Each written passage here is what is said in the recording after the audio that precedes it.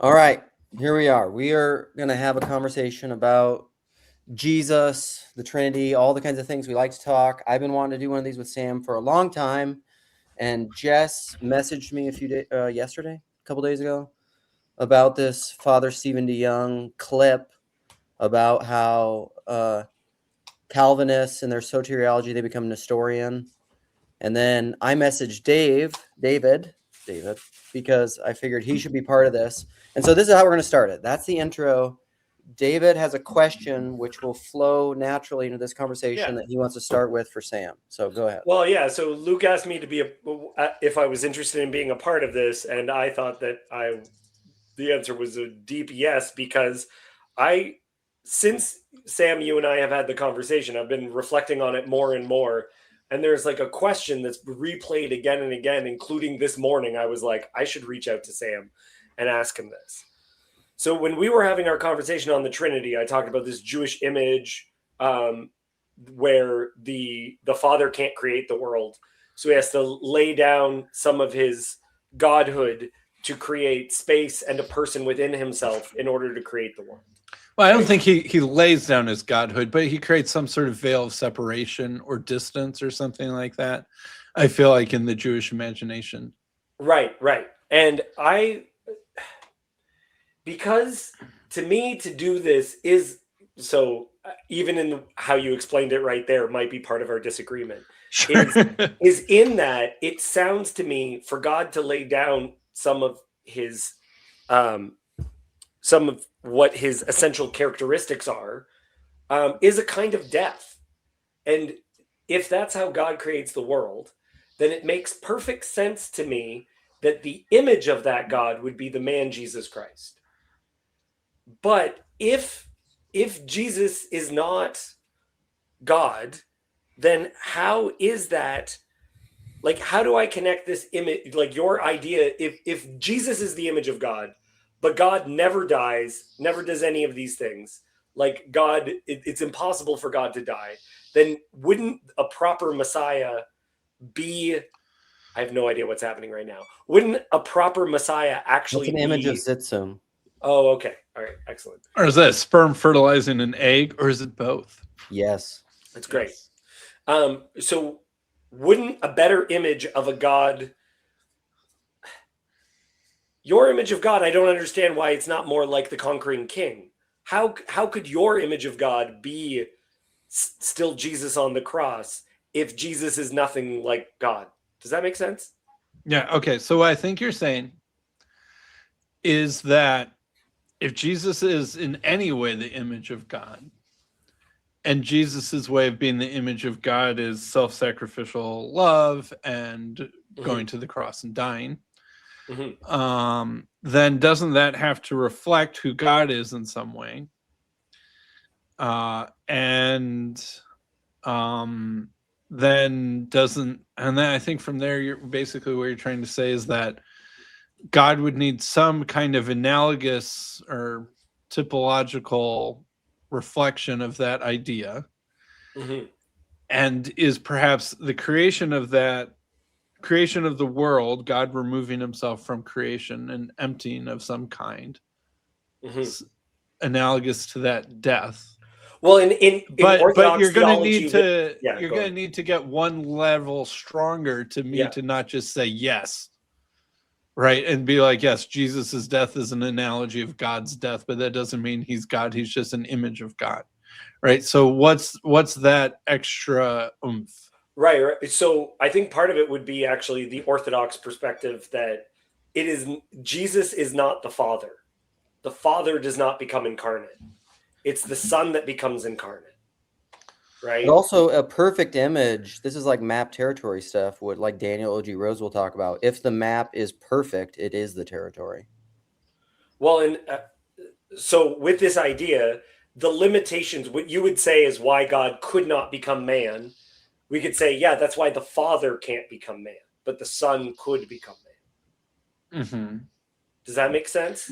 Like, yes, so I can see that as your answer, but I'm not sure where the sting is supposed to be on my position with the argument. For me, the it's the idea of that a totally transcendent God, even one that, you know, not completely, so it still can interact with the world, but a completely transcendent God doesn't participate in all of reality, because there's some things you can only participate in if you have finitude. And so because God is all in all, he has to include finitude within himself in order to be all in all, to actually be God. And in time. Yeah, and yeah, All but is. so like that's the logos, the Son is that aspect of God which participates in finitude. Now, it's eternal finitude, but he still has a limited aspect to himself that participates in those things where you can, and that's, when I think about, at least for me, I'm not as well read as you guys. When I think about this, I think like that's whose image I'm made in. But then also it's this weird sort of reversal that he is also the image of the transcendent, and how I wouldn't say that when describing the creation of the world, like you were doing, David, it's not necessarily the death of the Son that helps create the world, and then that reflects the death of God to create the world. It's the piercing of him. The piercing of his side is really the creation of the world, and then that reflects the piercing of God. It's exactly like that image, abstractly, but a human. Yeah. So God is pierced, and then I was talking with. Well, anyway, I'll just leave that there. There's more I could say, but that's how I conceive of how the Trinity makes sense. Is just so that God is all in all and participates in all aspects of reality, and that there's not like some aspect of him that can't really participate until there's a creation, and then there's these people that he can interact with, and the finitude and all that all that is already within him. In what sense was God pierced, Jess? In what sense? Yeah, when or what? And yeah, how was God? How was God? It's that pierced? making of the space at the beginning of the world, like Mm-hmm. because if God is everything everywhere all at once, then where does creation exist? Right. And so there has to be a separation between him and creation in order for creation to have a separate identity, right? I mean, it's just, and for me, that whole thing already exists within God himself in the Trinity. And then the world is sort of made in that image. Like that's the co-eternal thing. Like it exists that way forever, and then creation is that manifested in time.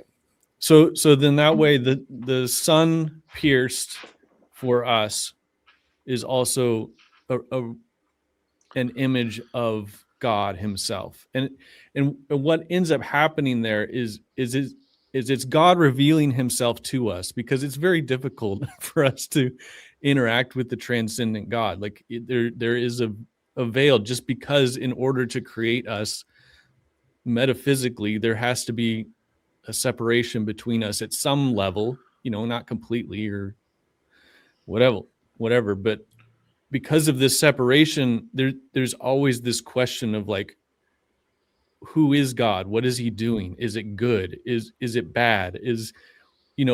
And for him, when Christ comes, it's a revealing of himself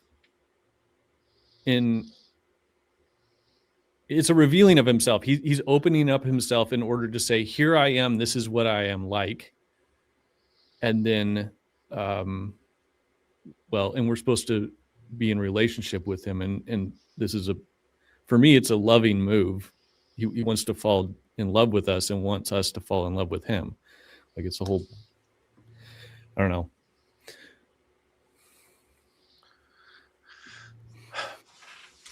All right. Yeah. Let me have it. 1 Timothy 6, 15 and 16.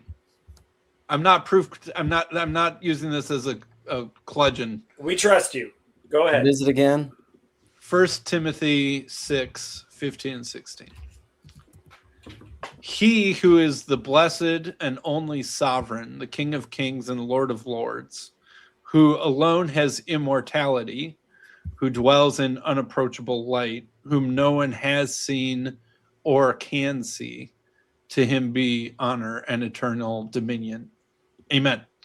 And that's addressed to the Father. So that's about as utterly transcendent of a verse as it gets, I would say, in the New Testament about God. Mm-hmm. He's the only blessed sovereign, King of kings, Lord of lords, alone has immortality. Immortality there just means Athanasian, right? Cannot die. in case you wondered where Athanasius' name comes from. Mm-hmm. And dwells in unapproachable light. No one has seen, no one can see. To him be honor and dominion forever. So that's sort of like the light that's outside of creation. But who is referred to as the light, though? What is the, like, to me, that's a great passage to talk about.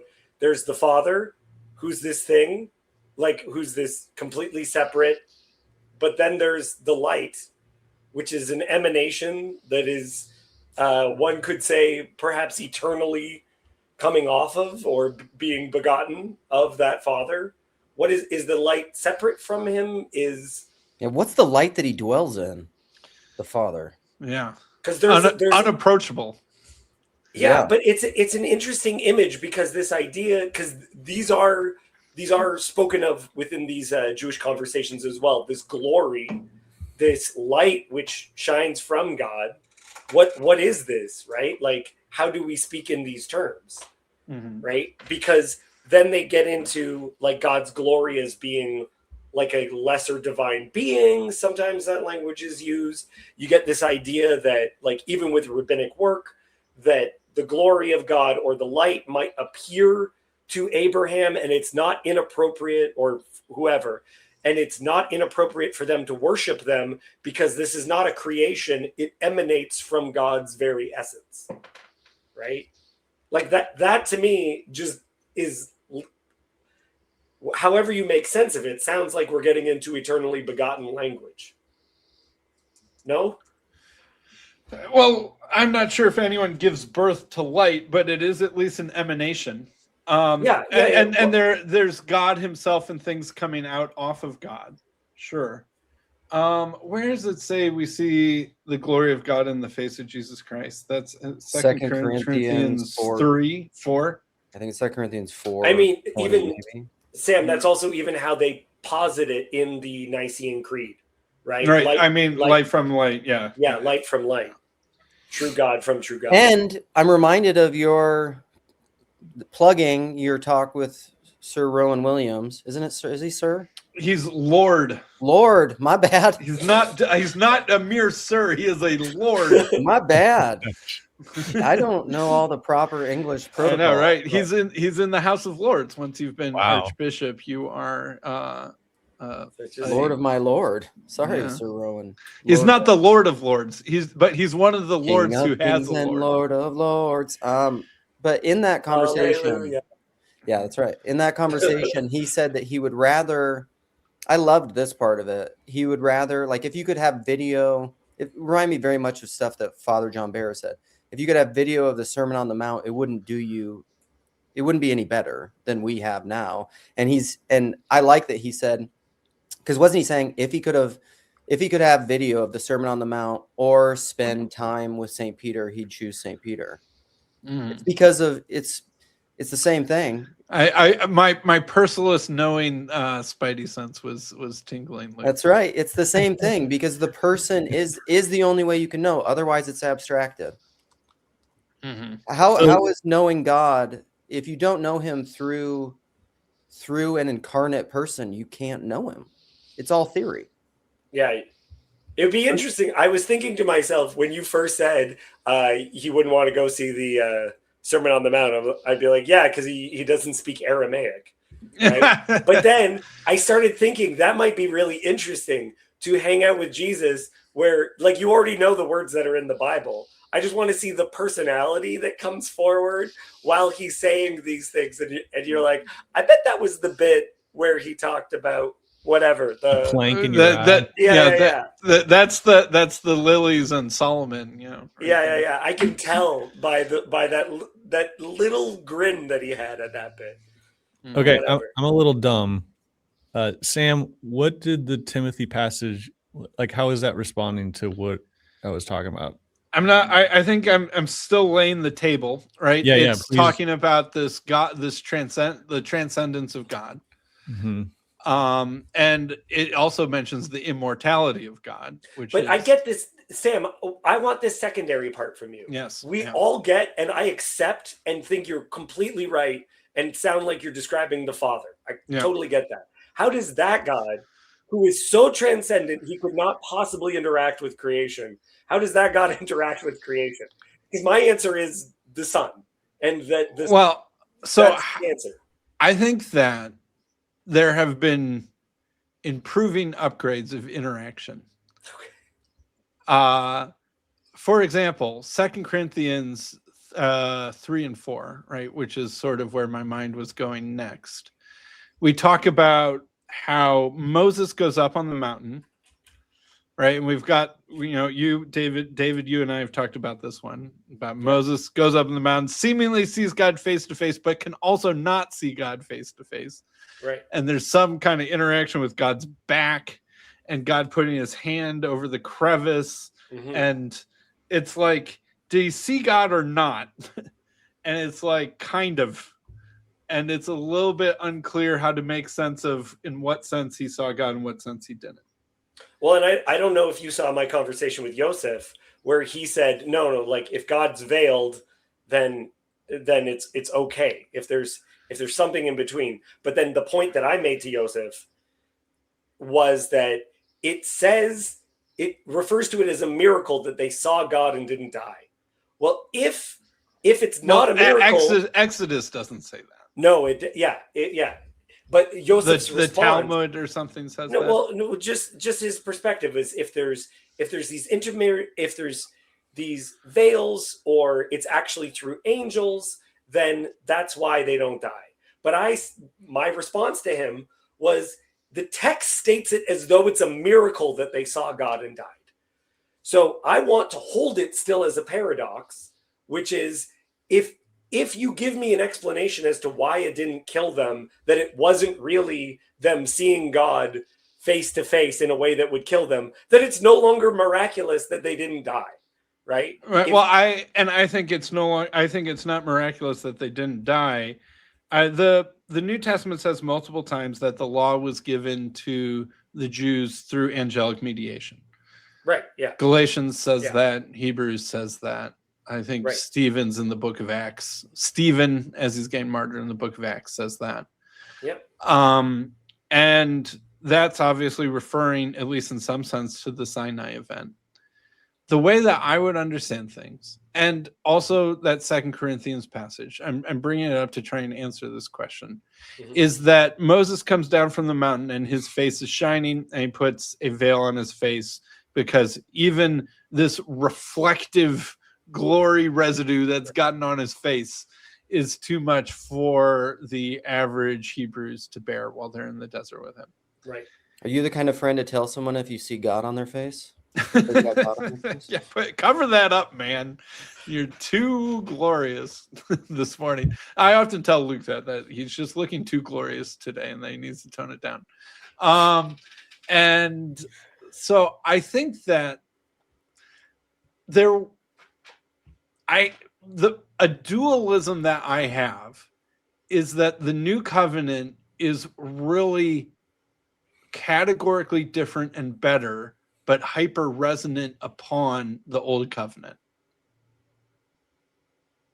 That what comes through Jesus is built on what came through Moses in the old covenant. and it is some sense, a blueprint to a house metaphor or something like that, a foreshadow to the embodiment of the thing, the foretype to the archetype sort of relationship.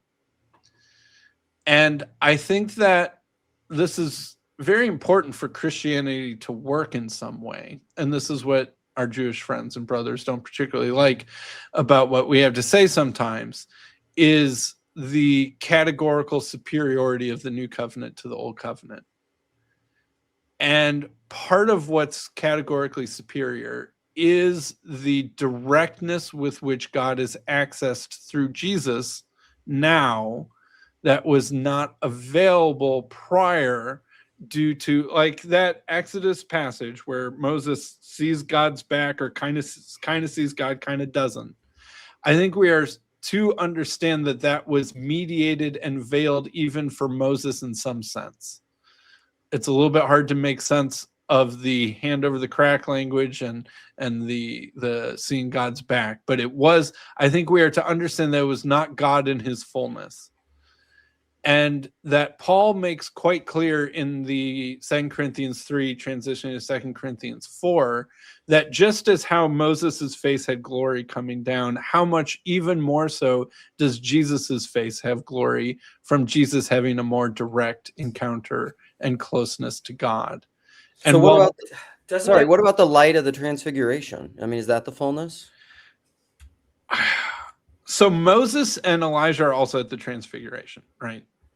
And seemingly, it doesn't say it explicitly, but I get the impression that they also look how Jesus looks, right? Like Jesus's appearance, transforms to look like what Moses and Elijah look like in that moment. Mm-hmm. Icons, Orthodox icons, often seem to have Jesus looking more glorious even than Elijah and Moses next to him. Maybe that's the case, but that's not how I tend to take it. Like, it's sort of this glimpse into heaven, like Jesus enters heaven while still being there on the top of that mountain, and the apostles are witnessing this weird out of time, inside of time thing. Like, who knows? Maybe that happened to Jesus like all the time. But like, Jesus goes into the wilderness a lot in the Gospels to be alone from his apostles. Maybe he's transfigured several times. Right. He's just chilling with Moses and Elijah all the time when he's in his own prayer life and and his contemplation, and they just happen to witness it once or something like that. Right. Like, you can see there Jesus is like bleached white, and the light's coming out of him, and even Moses and Elijah are in some sense receiving light coming out of Jesus in standard Orthodox iconography. And I will, of course, mention at this point that my channel is called Transfigured, and that I have a Orthodox icon of such as my channel icon. Right. But somehow I don't know. I don't know if we need to go there with that transfiguration. So while you're describing how, okay, in order for God to speak with Moses, he like, I can't help but use the language. It sounded like you were describing Jesus again. Well, because I would say that God is willing to cover up, or he's willing to hide, or he's willing to, it's not all of him, because, or like that, it sounds like God has to die a little bit just to communicate with us. Right. And like, I do see that as how, even like, I want to be polite to you, Sam. So I make room for you as well. Right. I don't just talk, because to communicate, I have to pause, and to pause, I hold back some of myself. Right. Mm-hmm. Any relationship is essentially founded on self-sacrificial love. Sure. Right. Sure. Which makes sense to me if Jesus is how the world exists. Yeah. Right? Like, it just sounds like Jesus again. So here's the question, though. Why would a believer's beholding the glory of God in the face of Jesus be superior to Moses beholding whatever he beheld at that moment if he just saw Jesus? And that's my point about the hyper resonance. And the new covenant needing to be greater in some sense. Right. Because if it's not greater, then Moses saw Jesus in the same way or sense, basically, that Peter, James, and John saw him at the transfiguration. And so what's the upgrade? Yeah. This is I love the way that you're talking. So for me, when I'm thinking about it, first off, I would use slightly different language, but maybe it would mean the exact same thing. Where it seems to me that everything that's true in the gospel is true in the Old Testament. It's just like in the New Testament, we would say even more so, right? We are already God's children, right? Jacob has this problem because he says, okay, the Gentiles become God's children. Whose kids were they before, right? Like, we are his offspring, like even as your own, right? Like, Paul makes this point that like that this was already understood that we were God's offspring. I would say yes, true, but even more so in through Christ, right? We already, like, all these things that we were, we become even more so in the New Testament, like through the death of Christ. So that would be one of them, like an intensifying of what was already true. Maybe I don't even know how to exactly put it into words. And I'm sorry, what was the second part? What the issue with? Well, so why isn't Moses's experience of the same caliber as the apostles? And I think that this is where I would say that in the Old Testament times, in First Covenant times, there was this angelic veil of mediation. Yeah. That God, angels, humans, or something like that in the cosmic order. And maybe you can think about that is reflecting Genesis, where Adam and Eve are kicked out of the garden, and an angel is put at the entrance of the garden to guard against their reentry. Right. And so maybe there was, in some Adam and Eve's innocent state, no angelic mediation. It certainly sounds like that, right? When God's walking around in the cool of the day talking to Adam and Eve, that there's really no angelic mediation there. Yeah. And then afterwards, there's an angel guarding with a flaming sword. And so since then, there's been an angelic barrier between us and God for our protection, not because God is punishing us or something like that. It's more of a natural consequence of our sinful, fallen disobedience and our now inability to behold him. Well, and the response that the early church fathers had, unless I'm mistaken, and what the Orthodox still talk about, is that whatever he only redeemed that which he took on. Right. And so the idea that he had to fully take on human nature was that if there was an aspect of human nature which he didn't take on, then that hasn't been redeemed. So Luke was talking about the resurrection. You mentioned that. That's immediately what sprung into my mind too, is he has to enter into our fallen state and resurrect that so that we can be connected through the resurrection to God directly. So would you think, Sam, in what you just said, that then Jesus could have experienced God directly in that Adam and Eve sense because he was not fallen? Yeah, something like that. And that Jesus gets exalted above the angelic layer of mediation, right? When Jesus is brought to the right hand of God, he passes above the angels, all powers and principalities, right? Like when Paul says, Jesus is exalted above all principalities and powers, right? He doesn't think all principalities and powers are bad. Like, I think that's, you guys get this. Some Christians, I think, think that principalities and powers must by definition be evil spirits. No. But he has this hierarchical layered cosmos, right? Of many, many veils, at least three, I think. He makes us principalities and powers as well. Yes. That's even the image of Abraham's descendants being like the stars. If you had talked to an ancient person, that would be meaning that your descendants will be like the gods. Yes. Right? They thought the stars were heavenly beings. So even that image. And Paul says that explicitly in 1 Corinthians 15, right? There's heavenly bodies of varying degrees of glory, and we'll get a spiritual body, sort of like the sun, moon, and we'll judge them. And stars. Yeah. Do you not know that you'll judge angels? Right. So humans shout out Adam's fall. Humans get exalted above the cosmic hierarchy. So it's like, God, angels, men, Jesus gets exalted. We're in this current state where most men are still below the angels / the gods, but Jesus isn't. But we're in this state of elevation, sanctification, glorification, and the future state will be God glorified humans and then powers, right?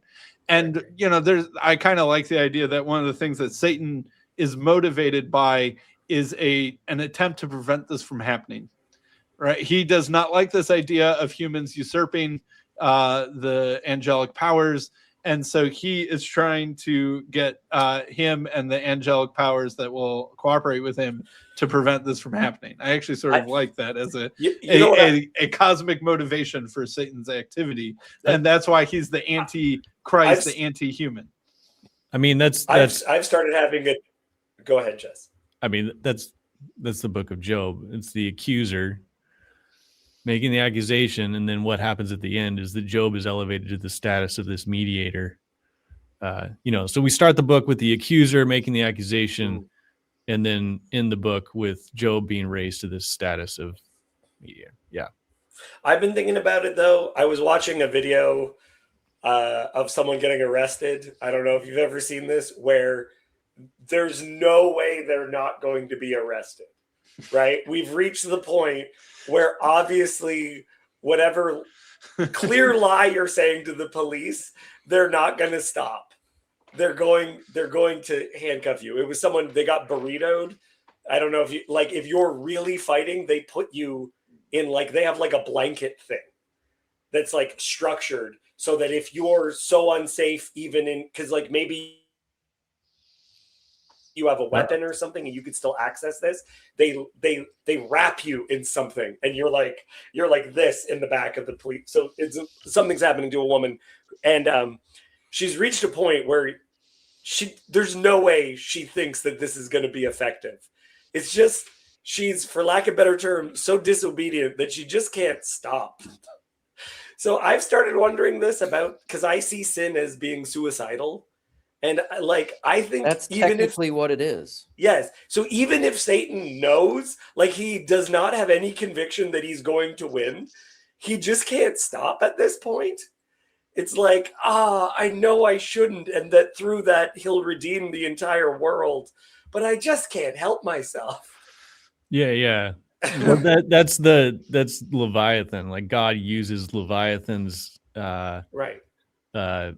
hunger to get him you've seen that, maybe you've seen the image, I've shared it before. Yeah, it's Jesus as the worm on a fish hook. Yeah, God the Father holding the fishing line, Jesus on the hook, and Leviathan's down there, and it's I gotta bite.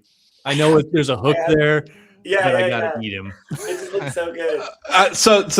So Jesus tells us to be fishers of men, but God's a fisher of Satan, or a fisher of Leviathan. Fisher of Leviathan. Yeah.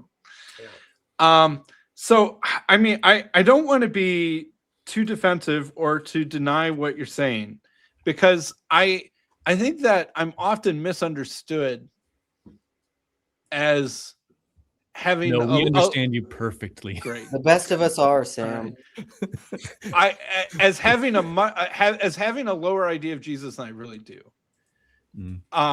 And that I think that in many ways, my interpretation of John chapter 1, the prologue of John, which has persuaded so many people that at least 2 or 3 humans out there in the world agree with me by now, is that John chapter 1 is a double-layered story, and that it is intentionally telling the Old Covenant and New Covenant stories at the same time. Yeah. And in a way that is showing the kind of hyper resonance of Jesus in congruity with, but over and above, the Old Covenant.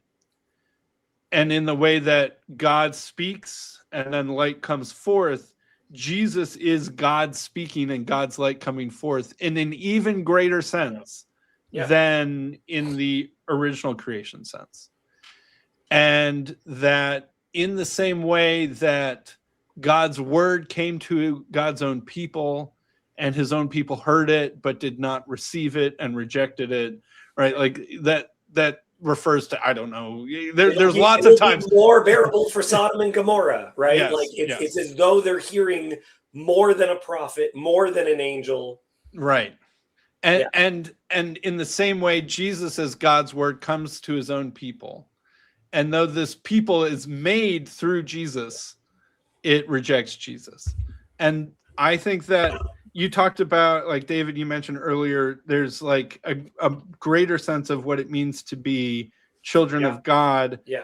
I think that what it's a children of God. Let me just pull up John chapter 1 before I embarrass myself. But it's like the not born of flesh or blood, or the will of man, but of God part. All right. He came to his own people did not receive him, but all who did receive him, who believed in his name, he gave the right to become children of God, who were born not of blood, nor of the will of flesh, nor of the will of man, but of God. And I think that the old covenant versus the new covenant, there's an analogy of what it means to be children of God. Yeah. But there is also kind of a distinction. And this is the dualism. I don't think that the new covenant is just like more old covenant goodness, but a little bit better. Right. It's like there is this sort of dualism in how they function, or this difference in how they function at all. How would you? Well, Can you just define real fast what exactly the old covenant and new covenant are? Yeah. So, I mean, the old covenant is of the letter of stone. The old covenant is earthly and fleshly and of the world, in a certain sense, is how the Gospel of John often talks about it. I just noticed that Luke has transformed into some sort of desert nomad or something like that while I wasn't. He was a pharaoh for a minute. Yeah. There. He goes from pharaoh to got beautiful hair. Why is it that pharaohs have their ears stick out, but not lesser people don't get to have their ears stick out? Kind of divinity. And the new covenant is not written on stone, it's written on hearts. The new covenant is of the spirit and not just of flesh. And the new covenant in many ways is heavenly, while a sense that the old covenant is earthly. Now, earthly doesn't mean all bad, right? I think some Christians think of, well, oh, that's earthly or worldly, right? As just like, going to see R-rated movies or something like that. The Gnostic. Right. But worldly is some right. Christians And the Gospel of John does use the word worldly sometimes pretty negatively. But I think when it says earthly, it doesn't mean it is all bad, because God made the earth. God made the heavens and the earth. So it's not like the earth is bad, but that's part of this dualistic relationship. And I think one of the ways that you see this in the Gospel of John is the miracle of the water into wine. Right, like when the wedding manager, the taster at the wedding, says, "Oh man, this wine's really good. You've saved the best wine for last." The wine that Jesus gave him, although he didn't know it was from Jesus, right, was heavenly wine in a way that you could, right? It did not come from grapes that grew on the earth and were fermented in barrels or wineskins, or however they fermented their wine back then. It was this new wine, and the second thing is better than the old thing. Okay, can I interrupt for a second? Yeah. So what this is making me think is, in your Lord Rowan Williams conversation, you spoke of these things, because there is the Christianity, that's the religion that's not a religion, that is non-dual but includes duality. It is all these things. There's the old covenant, there's the new covenant, but they are in harmony. Yes. There's the worldly wine, there's the heavenly wine. But it's still wine, right? Yeah. There's an analogical relationship that is true. Yeah, there's the nature of man. I mean, the two natures of Christ is maybe showing some of that parallel. And I think what Rowan Williams said in the Eucharist, that's what you are doing. You are eating the heavenly wine, you are drinking the heavenly wine, and then the natural state of man and theosis of like becoming divine, which is just what happens, is you are taking that into you and nurturing the divine spark. It's spiritual heaven God juice or something. Yeah. But mixed together, right? The old and the new Yes. are completely something. Yeah, Well, because I mean- Jesus does give the command, take the jars, fill them with water. Like that's a very Right. earthly thing. It's a very Well, it's okay. I want to work to this, but first off, so Sam, you would say, like, I love when you mention this kind of stuff because it's exactly why I'm like Sam is a brother. Is that you are kind of saying that First John, John is blurring the categories intentionally, making what Jesus did and what God did sound like the same thing. Yes. Like he is. So you would forgive us, idolaters, for making the mistake of saying that Jesus is God, because it sure sounds like John is making it sound like it's the same thing. Yes, but for me, the key is Jesus's perfect obedience, Okay. and that Jesus is an agent of God. I mean, that's why in the Gospel of John, Jesus always describes himself as sent. I've been saying, like, if you just like word search the word sent, like 90% of the usages in the New Testament are in the Gospel of John, because the Gospel of John just loves the word sent. Yeah. And that's a word of someone who is an agent of someone else. And Jesus, like, what would happen if any of us were perfectly obedient to what God wanted us to do all the time? Right? God has something that he wants all four of us to do. And because we're different individuals, that's different. But imagine if all four of us were, or in any one of us were perfectly obedient to what God wanted us to do. And every single moment we said, not your will, not my will, but your will. And we meant it and we did it. So then who's acting? Right? Is it Luke acting or God acting? If that's the case, right? This is right? natural will, gnomic will stuff. Right. It's perfect synergy. Exactly. Right. That when you're perfectly aligned with your natural will, then everything you do is what God does. Mm-hmm. And it's so Christ in me. That's right, what that is. So I kind of sorry. want to continue from the water thing. The water Sure. thing jumped out at me because the second day of creation is not good. You know this? The second day of creation is not good. What? I thought it was good. No, it's not. Never says that it's good. What? It never says that it's doesn't good. say it's good. God God does not doesn't- say. Yeah, I know. What? How did I miss that this whole time?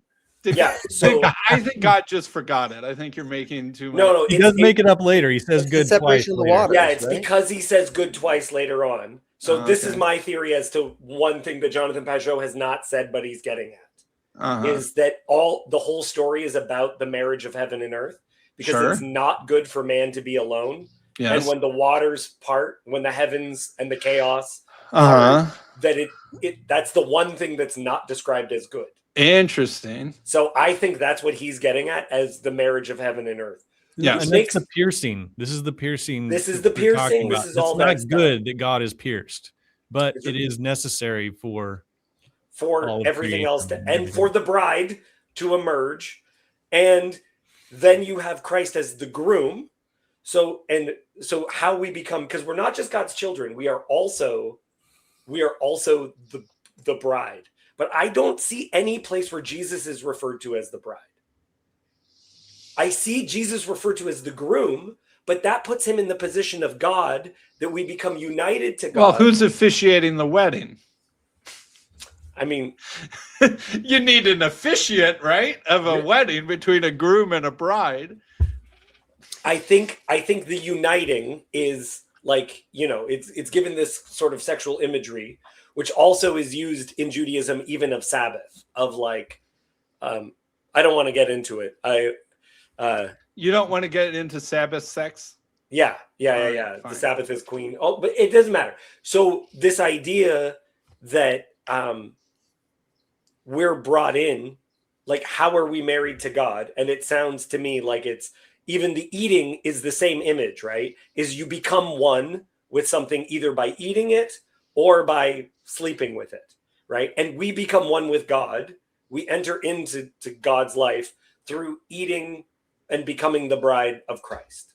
Even baptism is an image of this, because a bride in Judaism would be baptized before marriage, right? Like it's an image of bridal everything, which makes perfect sense if Jesus is God.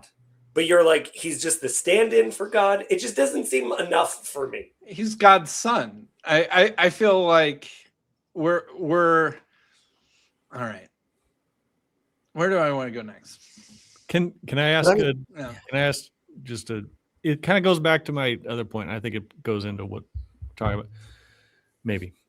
So you said, I'm sorry, Jess. A joke just came up. If Jesus is God's son, but isn't actually from his nature, that sounds to me like when people call their pets children, right? It sounds like fur baby language to me. He's not really God's son. He's God's son the way that my dog is my daughter. But aren't we brothers and sisters with Christ and sons of God the Yeah. same way he is? But because in the Yes, same, he's the first fruits. Yeah, and aren't I we? love you, aren't Sam. we? That was a great response. Can I say that was a great response? All right, well, Sorry, thanks. Jess. Go ahead. Sure. this you said that it comes down to like Jesus' obedience and his being sent. Like I would say that obedience is good, being sent is good. They're good things to do within, they have their good. There's an aspect of God that has to, okay, if God doesn't have a finite aspect and he's only transcendent, then that's a good that we can participate in, being sent and being obedient.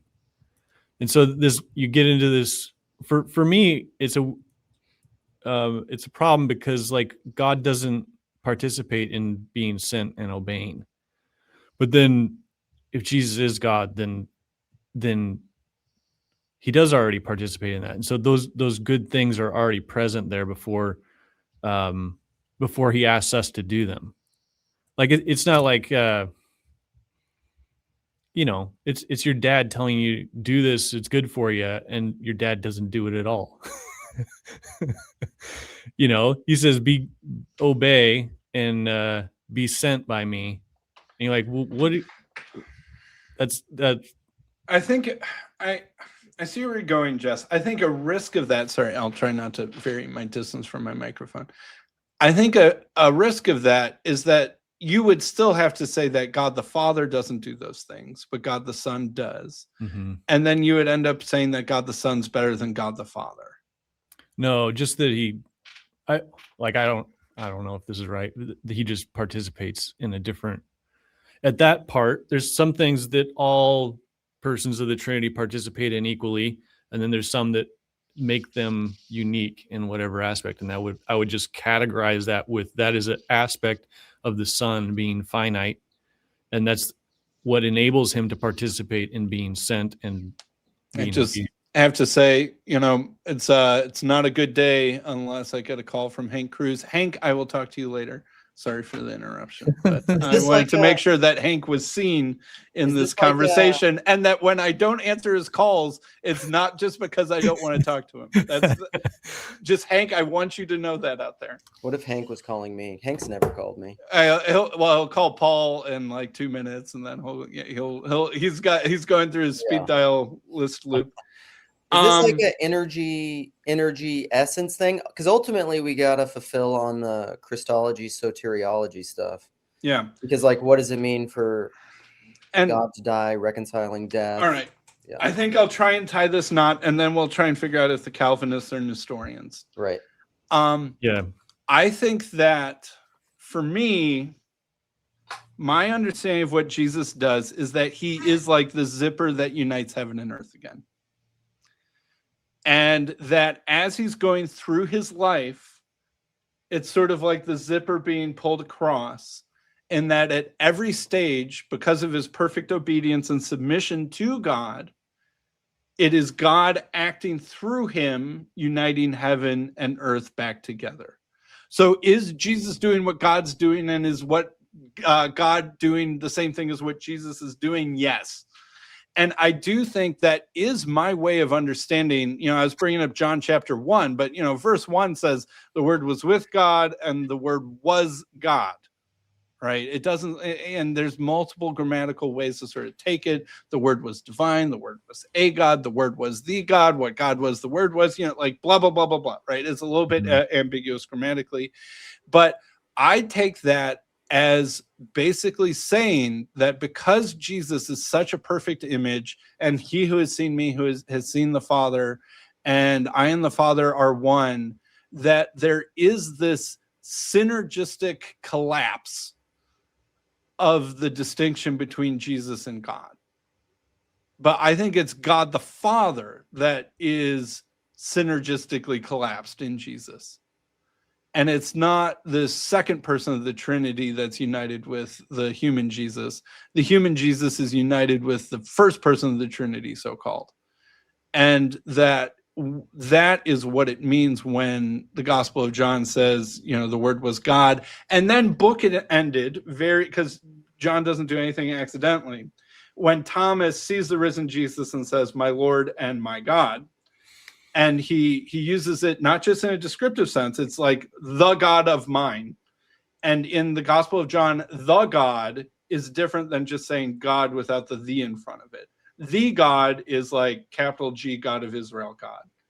So I take it that and the previous time that we interacted with Thomas in the Gospel of John, before what he says that, was Thomas and Philip having this conversation. Enough with it, Jesus. Just show us the Father already, and that would be enough. Why are you wasting your time? Come on, get on with it. Show us the Father, right? And Jesus says, do you not know he who has seen me has seen the Father? And then it goes on from there, and they ask some stupid questions and don't seem to understand what he's saying, per usual. And I think that when Thomas, after he touches Jesus, gets it, right? Like that, it's like it snaps together for him. And when he says, my Lord and my God, the Lord is to Jesus and my God is to the Father in and through Jesus. And to the point where Jesus is such a perfectly cooperative agent that you can talk to Jesus as if he's God. And also, I think blending even my Lord, like, I don't think it's a coincidence that Jesus is repeatedly referred to as Lord in a time where Jews stopped using the divine name and instead would refer to God as Lord. Although I called someone Lord this morning for one of the first times face to and we were just face. talking about this guy as Lord from the House of Lords and all this other stuff. Which honestly, as the first time in my life, I have unironically to someone's face called them Lord. Yeah, it was weird. It was weird, Your Honor. So there's, I don't want to belabor the point, but even like back to the creation thing, and times of struggle with this. You and Lord Rowan Williams talked about this some. Like there was a section in there where, and I wrote it down. I actually have it pulled up. The human life of Jesus is not one of an eternal subject that changes his location. And if God that whole section was awesome. If God has to be, if whatever God, in order for creation to happen, like that's why we were going to talk about Kabbalistic Judaism, there has to be something before time, before the ages, that is co-eternal. I think this is why the church uses that language with God, that I think John 1 is talking about, in order for creation to even happen. Mm-hmm. Yes. Right. And that is the same as Jesus. That is the Trinitarian. To me, the language of emanation and the language of begetting, it sounds like it's to say if there's an eternal thing that is eternally bringing something, like what other word could we use besides begetting? Like eternally bringing forth, eternally emanating, eternally, right? Even eternally from, right, is the language that we use. Light from light, true God from true God, right? And that's the thing, is that's Jesus. That's why I like Maximus so much, is because like when you ask the question right away, like what was before Jesus? What was that son before Jesus? And I'm like, that's a linear time question. Actually, I have a question for Sam. Sam, so the image, I got the Jesus over here. You got the halo. We were talking about transfiguration. We were talking about, and the Moses story is where the Orthodox get the idea of the halo, right? The light of God shining off of the person. Do you think that light is the light of the Father or the light of the Son?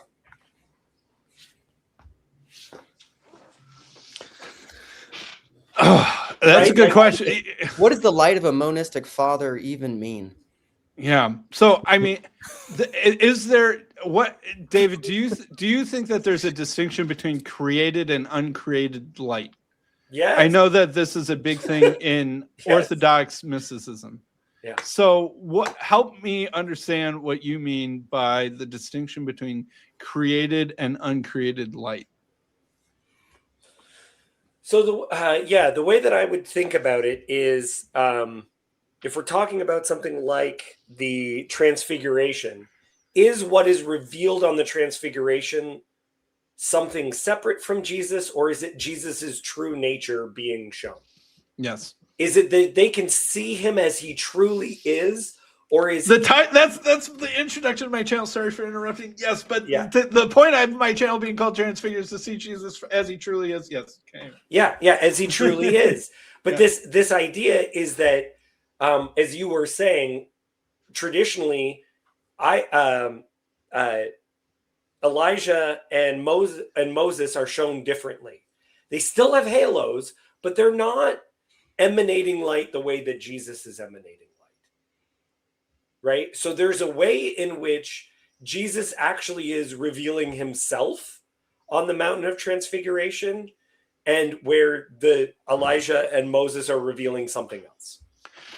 And this is where Luke and I think get very close and very similar.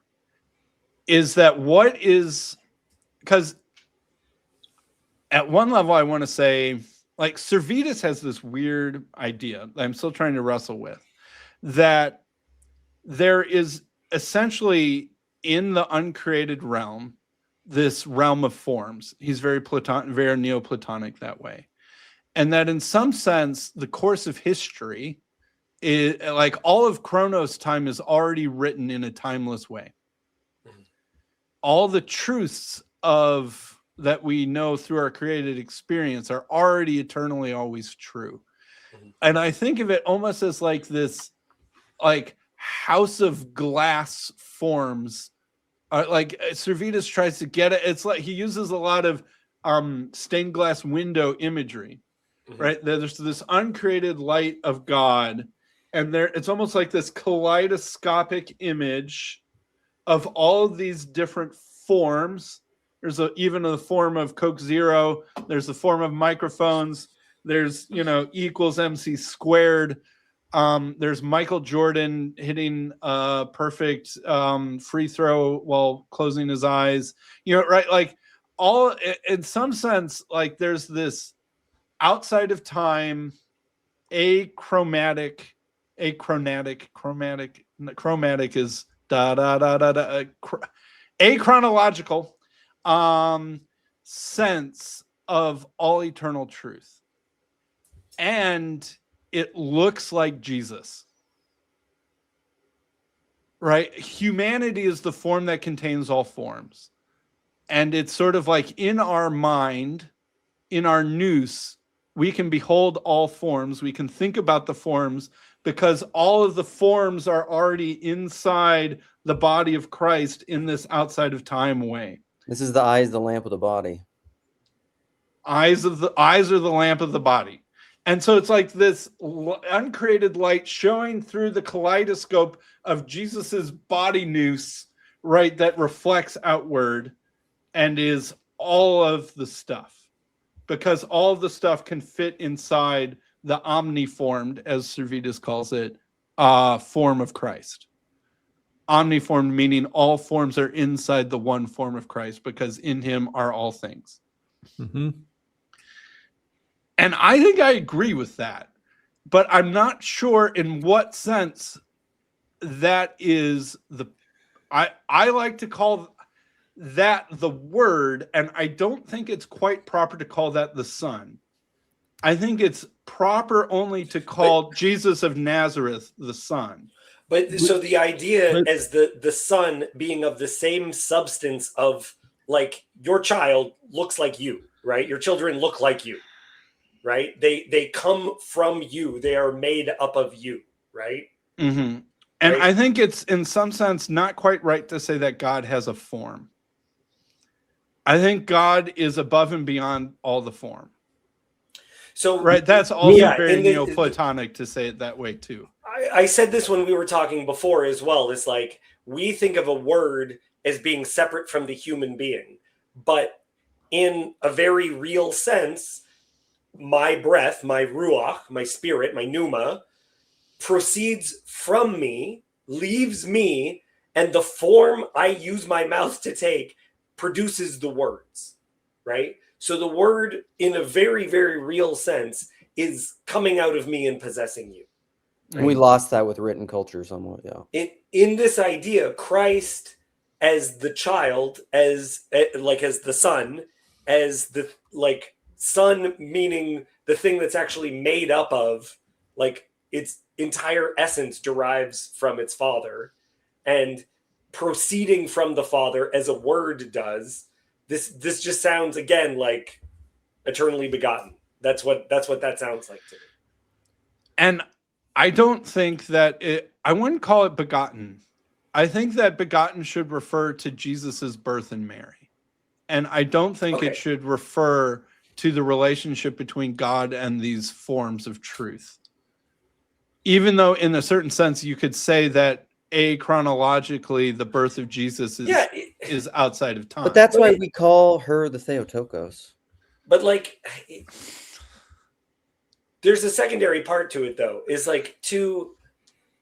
now they have this idea about light, for instance, that it has to have, maybe I'm just butchering physics in order to talk about this, that the caveat, this isn't a physics podcast. Yeah, so maybe I just shouldn't even say it. But isn't there an idea of where the light is received, that is necessary in order for the light to go? Sure. I would say that that's a universal, not with just physics and light, but yeah. But you know what? Let's just drop that metaphor because it's probably all related to ignorance. So I'm actually just going to leave that. Does the internet exist if there aren't fiber optic cables to transmit it? This isn't a physics podcast. It is an ignorance one. So this is what I'm wondering. To me, begotten and emanation is like the same language. Like in the way that your child comes from you, that to eternally emanate is to eternally beget. It's the child comes from you. So how about Proverbs 8? God brought forth wisdom at the beginning of his works. Or wisdom says God brought me out, or created me in Greek, which caused the Trinitarians lots of anger for a couple hundred years. But I would say Jesus is not Lady Wisdom. I think that Lady Wisdom is a poetically personified way of talking about that eternal realm of forms thingy. And that Jesus as a human being it's like bringing it into focus. But doesn't it sound like wisdom is a person though? Yes, but it is. In order to explain it, it personifies it. Yes. Right? It clarifies, not muddies by personifying. Right? But sometimes wisdom isn't personified also. Right? Like, I feel like it would be rude if it were a person to unpersonify it sometimes and profane.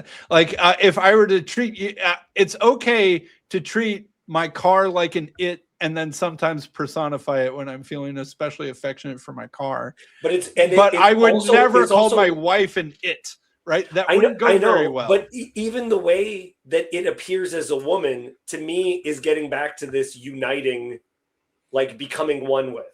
That she is present to you as someone who beckons you, and it's like an attraction, and then you become one with, which to me is entering, I see it more connected with the spirit, but whatever, the spirit versus Christ. But that image of you become part of the bride, that's how you become one with. It's the spirit which beckons you, which seduces you by beauty into becoming one with, right? It's marital language again. This is another Servetian idea, is that information cannot exist without a medium. and that spirit is the medium in which God's spirit is the medium in which God's words are conveyed. In the same way that as I'm speaking to you now, there's compressions and depressions of air that are carrying the information, and then that gets turned into light that gets sent into fiber optic cables that comes out your ears somehow in our magical technological mystery land. Is that just that, like, there's no speaking without space, without a space, a That's medium? the separation of the water. That's what he's making the space in order for the. Oh, that's what you mean. I thought you meant spaces in like outer space. But like all information needs a medium, and that the medium now of God's word and spirit is Jesus Christ. This is I'm gonna go McLuhan. This is where the medium and the message are one. But I think Christ. William Blake calls Christ the divine imagination, and so it's not like when you were describing this Servetus concept of like the source of all the forms, or where it's not inside of a thing. Christ is a focal point where it's a projection image inside to outside, and what and so that focal point is that you were describing how Christ brings into focus, but it's the internal and external.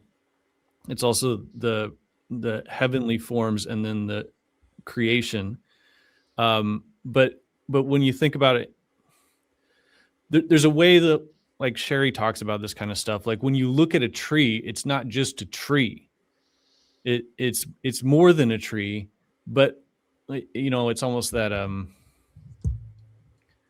the tree has some sort of inherent meaning for us that reflects onto us and that informs something about us. Mm-hmm. Whereas in like, oh, the tree is more than a tree, it's also this. But then like once you're understand what the tree is, you can finally then say, oh, this is a tree. Like this is Well, that's someone was talking about that recently, is speaking. Like trees speak. They just don't speak our language. And when you see a tree for what it is, you're hearing the tree. Yeah, my dad and I were we having see a tree with created light, and trees are an imperfect reflection of the tree in the mind of the Christ form up in the wherever exactly that is. And that we see imperfect trees in a glass darkly now, but one day we will see the tree of life or the tree of knowledge of good and evil in the New Jerusalem, and we'll be like, now that is a tree, right? And we'll see it with our eyes in uncreated light. Yeah, but it's seeing my dad and I were having this conversation, and he said, I think he's always categorized, there's two categories of revelation. There's natural revelation and spiritual revelation. And then he said, I think there's actually a third category, and he's just like spitballing. So he's like, a natural revelation is like, something about scientific exploration of the world and just common sense and stuff like this. And then a spiritual revelation is that which would happen to you, like when you're born again. It's something transformative that doesn't naturally just come from the natural world, but it comes down from heaven to you.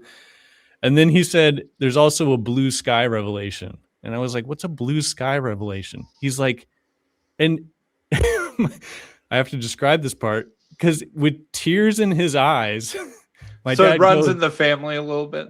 Yeah, for sure. with tears in his eyes, he goes, look, the sky is blue. And and that for me is seeing the tree as it really is. It's not saying like, oh, the tree's real meaning is that it's like this reflection on how we grow from a seed, or that the fruit falls and then that which dies is then reborn in the spring. Like that's an abstraction. Like seeing the tree and saying, look at the tree.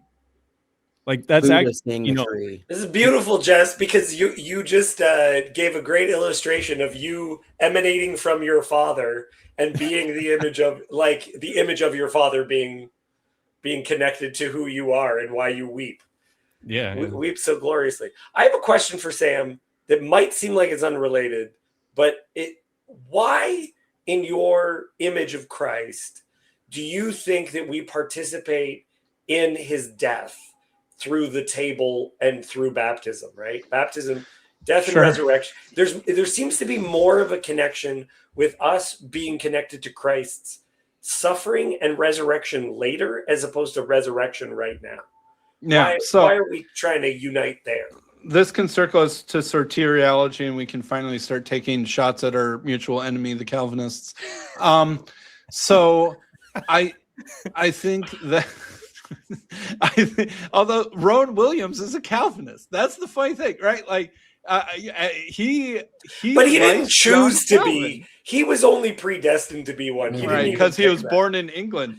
But in this book, he does the best of anyone that I've ever seen, including John Calvin, of giving a Calvinist account of Christology. His Calvinist Christology is way better than John Calvin's own Calvinist Christology. But How does he avoid the errors that Father Stephen DeYoung talks about? How is he not a Nestorian? I'm not so sure. This is a valid question. But anyway, so I think that Jesus, as he's zipping together heaven and earth, right? It finishes in his crucifixion, right? No surprise there. It's the Jesus saying it is finished. He was made perfect through suffering. This is something that I don't quite understand how to, like, one of my main things that I feel like I need a better answer on from the Trinitarians is if Jesus is a full hypostatic union of a divine and human nature from the moment of his conception, and that he is fully divine and fully human, fully God and fully man from the get-go. Like, how is it that he grows and improves, and as Hebrews says, was made perfect through suffering? Hebrews says that like 4 or 5 times, and the made perfect is the root of it is telos. Telos means to perfect, to reach your end, to reach your purpose, to be perfected. It has the same root as telos. And that, to me, Jesus is growing. He gets more divine. I mean, after he's baptized, isn't he more divine than he was before he was baptized? If not, then why did he need to get baptized? And why didn't he have the Holy Spirit beforehand? And why aren't there any miracles afterwards? At the transfiguration, wasn't that a little bit more divine than he was the moment before? At his resurrection, isn't he like as divine as it gets then? Right? Like there seems to be this escalation, this growth in Jesus's own divinity that to me doesn't make sense if you have to say he was fully human, fully God the whole time, you know, no growth, no change. And that, to me, that is, to circle back to your question, David, I'll drop the mic in a second, why baptism is focused on his crucifixion and resurrection, and why communion is also focused on his suffering, right? You're eating his body and drinking his blood that was broken for you.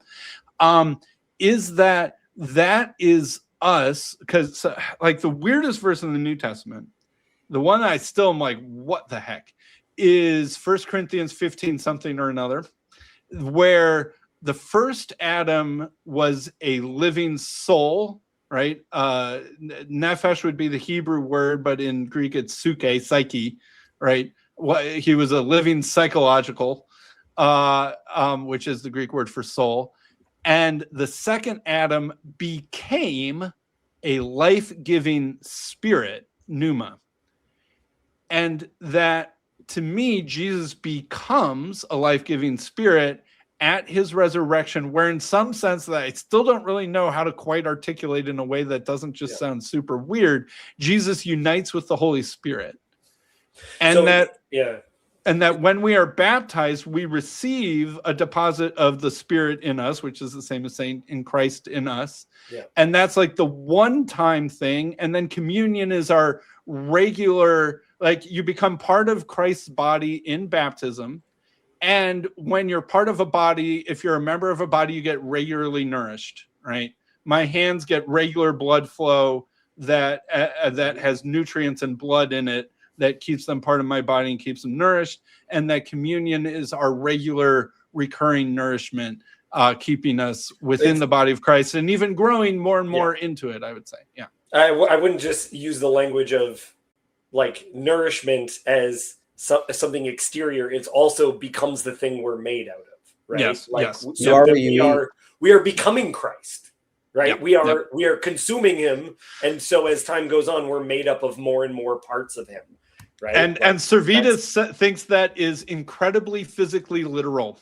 He thinks that that pneuma is a substance in the universe of a divine quality, and that when we participate in the Eucharist, that there is some Jesus pneuma particles in there that we're becoming part of. Yeah. Yes, and as we take it in, we become more and more like Jesus, literally in our physical constitution, which is Right. wildly monistic in a way that I'm not sure I'm comfortable with at the moment.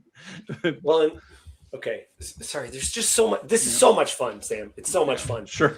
To have As this far as like conversation. Jesus growing and stuff, I just like, for me, I just kick over to this is just my catch-all category for this stuff, but this is just part of the finitude of the Son, that he can participate in growing and becoming in some way that you know that's good. So God can participate. God is all in all. So this isn't something that's just for his creation to participate in. It's also something that he participates in, that then we get to join with him, and he walks beside us, so to speak. I love the zipper metaphor that Sam is using, but the connecting point for the zipper, the bottom part of the zipper that connects us with Christ, is his death and resurrection. And so, well, that's the end of it, right? Yeah. Yeah, and that everything, like we've all had a zipper thing where the bottom of the zipper comes undone, and it just undoes all of it. I think it's more like Velcro. This is so I got to share this. Jason sent me this meme where it says it's like a zipper, and it says, "Men, don't call out a guy for having his zipper down. Be a true bro. Just stroll over and zip it up for him." And that's what Jesus does for us. Yeah. But like the idea is, and we receive Jesus's accomplishment without having to go through the process ourselves. Yeah. Right? Yeah, It's not cool. like the only path to becoming what Jesus is now is we all have to get crucified in 33 AD at the hands of the Romans at the angry demands of the Jewish crowd. Like we don't have to do everything that he did independently of him, but we get what happened to him inside ourselves, and that part of Jesus in us was crucified in 33 AD. Right? So I can say I was crucified with Christ, as Paul likes to say, because the Christ that's in me was crucified. Right? But Samuel Adams Tiedemann was not crucified. But then you're filling up what's lacking in Christ's afflictions in your own body. Sure. And being martyred. Right. And so there is, in some sense, which we receive by grace, which Jesus suffered in a way that I guess wasn't you. I guess you wouldn't call it by grace. This happens with Job too. Job becomes a mediator because he suffers like us, and we recognize our suffering in the suffering of Job, and that's actually what makes him a mediator, is that he fulfills that role, and then he has this connection to God, and so that he becomes trustworthy. Because you could, imagine hiring the lawyer who has no idea what it's like to be human, or the lawyer that has suffered more than what you're suffering right now. You would hire the lawyer or the mediator that would know, the advocate. Yeah, the advocate. It's like asking questions of AI who has no understanding of what it's like to be human, and they don't get it. And that's why they give you crazy answers, because they're not human beings. Should we kind of true. Should we transition into, since we got to fulfill on our promise? So here, can I try and pivot for you? Yeah. Go ahead, Jess. No, that's fine. I think that this came up in my conversation with Rowan Williams, and that this is one of David Bentley Hart's biggest beefs with Rowan Williams. And Rowan Williams affirmed the beef, I should say, did not give in to David Bentley Hart, and dug his heels in the sand. And this happens at the very end of our conversation. So if you didn't get there, I didn't totally get there understand. yet. But my question to him was, okay, you're David Bentley Hart. David Bentley Hart believes that what happened in the incarnation was not in any sense miraculous in terms of being impossible. it was the natural end of human beings, and that all humans, our destiny is to become divine, and that Jesus was really just sort of the first. And in many ways, he's similar to me in that regard, in that Jesus's participation in the divine was not something categorically impossible for other people. So he's a Pelagian? He might be somewhat Pelagian. I don't quite know how David Bentley Hart works it out. But Rowan Williams is like, no, the incarnation was categorically distinct and only possible as a free act of God, and that what happens to us is not the same as what Jesus was. That there is this ontological and categorical difference between Jesus as the incarnation and us.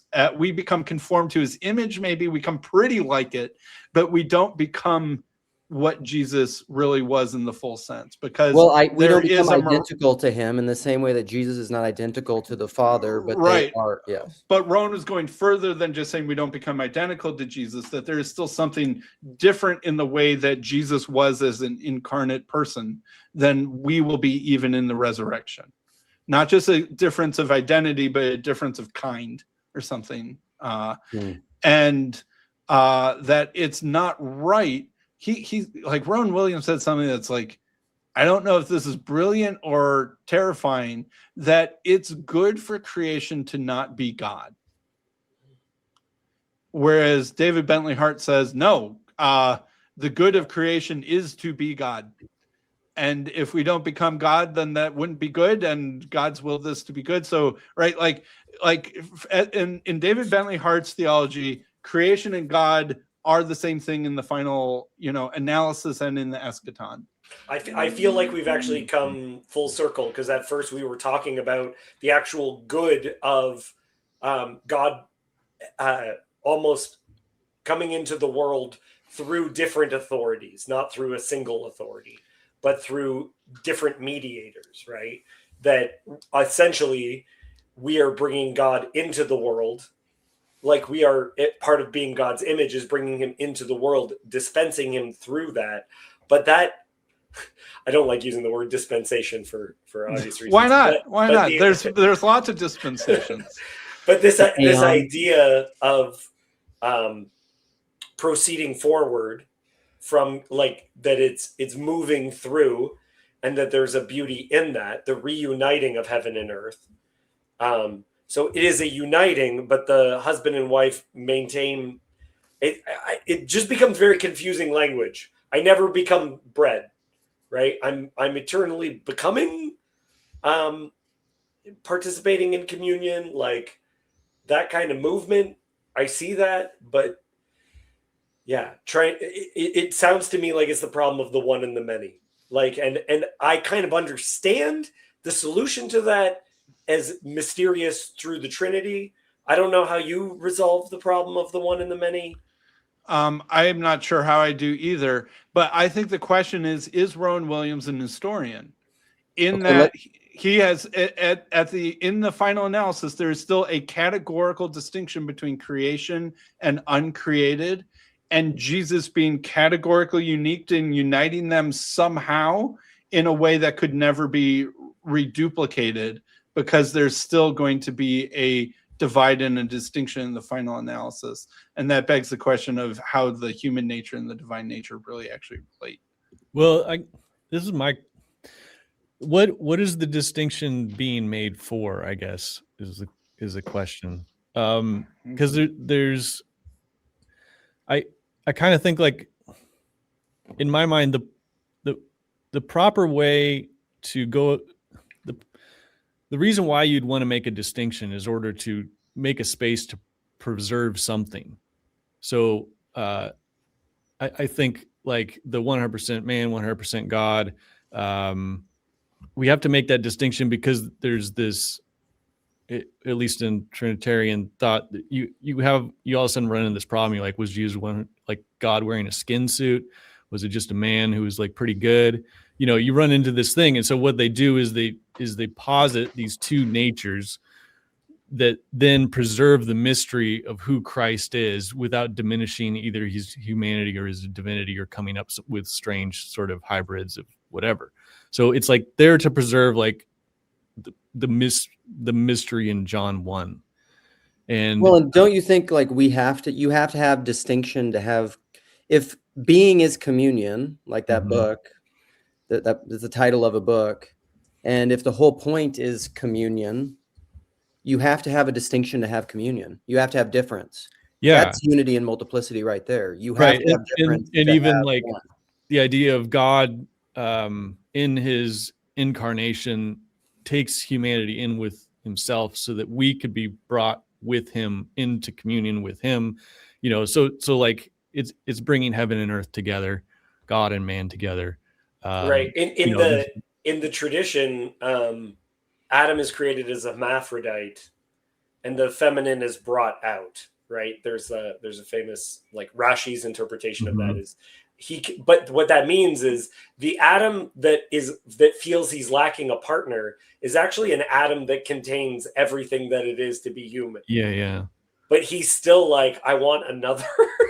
Well, that's not where we good. kind of get into the realm of the spirit, because when you have two parties, then you have room for relationship, and relationship doesn't exist without that. So there's this Or procreation. yeah. So the two relationship is dependent on the two persons, and if relationship's good, then you want the two persons, but it's not necessarily good that they're divided. So this is the dividing of the waters. It's not necessarily good that people are divided. It's not necessarily good that distinctions are made, but in so much is that it's there to provide an opportunity for love to be there.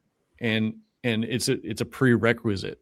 So this is where the third person of the Trinity, the Holy Spirit, actually is divine in that role, is the love and relationship between the finite and the infinite. And so the Holy Spirit is the relationship between the Father and the Son is so real, it constitutes a whole nother person. Okay, And I know David has to go soon, and we have to fulfill the thing. So we got to play some of this clip, and then if somebody really wants me to stop it, raise your hand and I will pause. But all right, David, are you going right now? I think I'm going to leave right now. So before we go, this was a great conversation. It was so much fun. That's the other thing, Sam. I don't know how you feel about it. I feel like I'm constantly disagreeing with you and also so excited to talk to you. I like all the things you bring up. It's not even disagree, because I agree with you so much. Actually, when you're talking, that's part of what's so fun. And I do think that you know your Bible like quite well. And everything you bring up, I'm like, man, I want to talk about that for like an hour. That sounds well. sounds Thanks, really David. good. You're more fun to talk to than many lords that I've met. So, And many lords. Yeah. as the Lord himself said in your talk with him, he said it takes a heretic to raise an Orthodox. yeah. That's how I view all of you guys. Thank you. All right, thanks for coming, dude. Thanks. Let's Thanks, David. guys. I look forward to hearing how you guys end this one. All right. Okay, so now we're gonna pivot to just straight soteriology, and I just want to put the caveat out here. I don't know if all these guys are Orthodox. I think at least three of them are. They all are. I think so. I I just don't know wanna about put the the- Warren guy. I know all the other guys are. I want to put the caveat out there that I'll just start with a Lukeism. You can be right and be wrong. So sometimes within this, there's certain times where they say things in a certain way that seems that I wish they would say with less. I got a Contempt? vibe of like a South Park's cloud of smug, like choking me out during parts of this, but we're going to watch it. Okay, here we go. Know this because Lutherans have been complaining about Calvinists citing Theodoret for 500 years and have been calling them Nestorians for 500 years because of this and the Extra Calvinisticum. So I know when Jordan Cooper's online with other Protestants and even Roman Catholics, if you watch his quote unquote debate with Jimmy Akin, we're all one big happy family and we don't disagree about anything. Okay. But he won't give the Eucharist to a Calvinist. Right. Or pray with one. Right. Why? Because they're Nestorians. That's why. They're heretics. You know, I saw a lot of people. So people on X were talking about, oh well, you know, they don't understand PSA. No reformer has ever said Christ died a spiritual death, or you know, anything like that. I've seen personally statements where there are some people in the Reformation period, like Calvin, who has said that he was separated from God, right? Kind of an important figure in Calvinism, that John Calvin. Yeah, exactly. Well, but it's insane to me. Did Jordan Cooper say that, Alex? I thought he did. I thought he did say nobody has ever said that he was separated, that Christ was separated from God, or that, you know, he turned his face away from him, or that he died a spiritual death. He said one of those statements in his most recent video. Do you remember? Yeah, I don't remember if he made a categorical statement like that, but I have a quote from Calvin here from, it's book 2 in the Institutes, chapter 16, section 10, where he says that, and he starts off the section by saying, nothing had been done if Christ had only endured corporeal death. Mm-hmm. That implies there's something going on here that's more than corporeal death, right? At the end of this section, he says that after explaining what Christ endured in the sight of man, the creed appropriately adds the invisible and incomprehensible judgment which he endured before God. He's talking about the harrowing of Hades, by the way. Totally misinterprets that doctrine. Well, not actually the harrowing of Hades, because he doesn't. Yeah, some weird version of it. He believes he experiences hell on the cross. Yeah. Yeah, and that's what he goes on to say. He says that the creed goes on to teach us that not only was the body of Christ given up as the price of redemption, but that there was a greater and more excellent price, that he bore in his soul the tortures of a condemned and ruined man. That's his human soul experiencing hell. Yeah.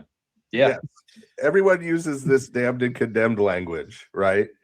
And so I saw that was the first attempt for people like Cannon and Green, who I now find incredibly entertaining. Like the level of clownishness of someone saying, how dare you call Vermiglia a Nestorian? Here he is positively quoting Theodoret of Syria, who was condemned as a Nestorian at an ecumenical council. Those idiots. Right, but he posts all this language about Christ being damned and condemned on the cross, and it's like, okay, so when the New Testament talks about eternal death, Sorry, I have to pause it. I just did this, like mocking them for laughing at people. I just did the same thing. I'm an asshole. It's okay to mock mockers. Is it? I think I think you're not supposed to mock with the mockers, though. Yeah. And you're not supposed to like dwell in a house of mockers or something along those lines. Oh boy, never mind. I'm okay. There's like, they will go into it though, because like if you do, I think they say this with like Bart, because like if you say what Christ endured on the cross was hell, and if he was damned in our place, you gotta universalize Christ in both ways, and you gotta go universalist if you're gonna do that. Otherwise, you're a Nestorian. Wait, I don't quite understand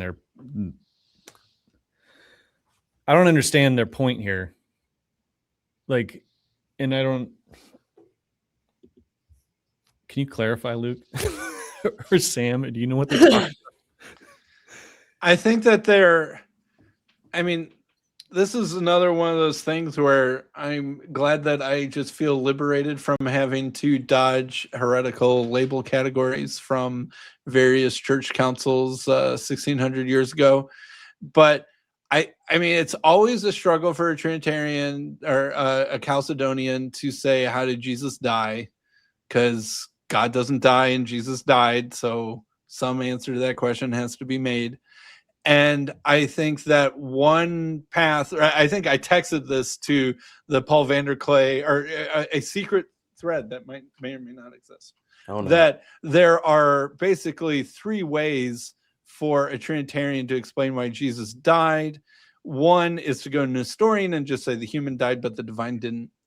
And that is the accusation that's being made against these Calvinists by the Lutherans and the Orthodox, is that if you say that the human really died and that the God part didn't, then you're splitting them apart. And Wait, I thought they were making the exact opposite point, that the Calvinists were saying that he died a spiritual death, and they're saying like, no, he couldn't have died a spiritual death. He only died a human death. I thought they were saying. I think that they are saying that you can say that the human nature died a human death, Mhm. but not that there's a human person who dies a human death that's different than the divine person. You can't split Beca- the you- human because- and divine natures. Otherwise, you can say one thing happens to a nature, but not the other can distinct. Yeah. for So some there- reason. okay, But you so- can't say that a personal thing happened to one nature, whereas a personal thing also did not happen to the other nature. And he'll But say aren't- that but aren't they explicitly saying- later. But aren't they saying that, or from an Orthodox perspective, they're saying that Jesus died, his human nature dies, but his spirit, his divine nature doesn't die, right?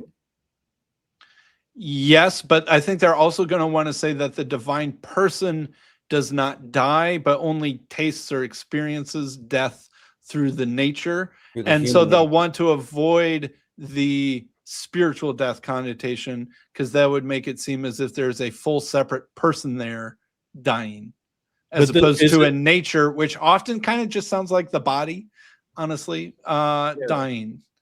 Well, aren't they then saying that the Calvinist position was that that Christ dies in his human nature and his spiritual nature, and that's Or- that. I that think help? I think that they're saying that there's a second person, a full person who dies, as opposed to just a nature who dies. And so Yeah. you have to say, and that's why they don't want to say that there was a spiritual death, because that seemingly drags in someone else. And whereas if the body, so I thought think- that would be more consistent with saying like the whole Yeah. person dies, spirit and Let's keep and watching full for a all while. right, nature. we'll keep watching. keep Let's see watching if they for a while. sort this out for themselves. they don't sort it out. I've watched. I've watched it twice too. And it talks about eternal condemnation. Is it talking about two different things? Obviously not. I don't understand what he means. Oh, come on. Don't look away, Luke. Wait a minute, there are children dying in Gaza, guys. We got Don't look away. Obviously not. Right? Like, I don't. Oh, I don't. you need to understand. walk us through it. I don't understand. So like, I mean, maybe like,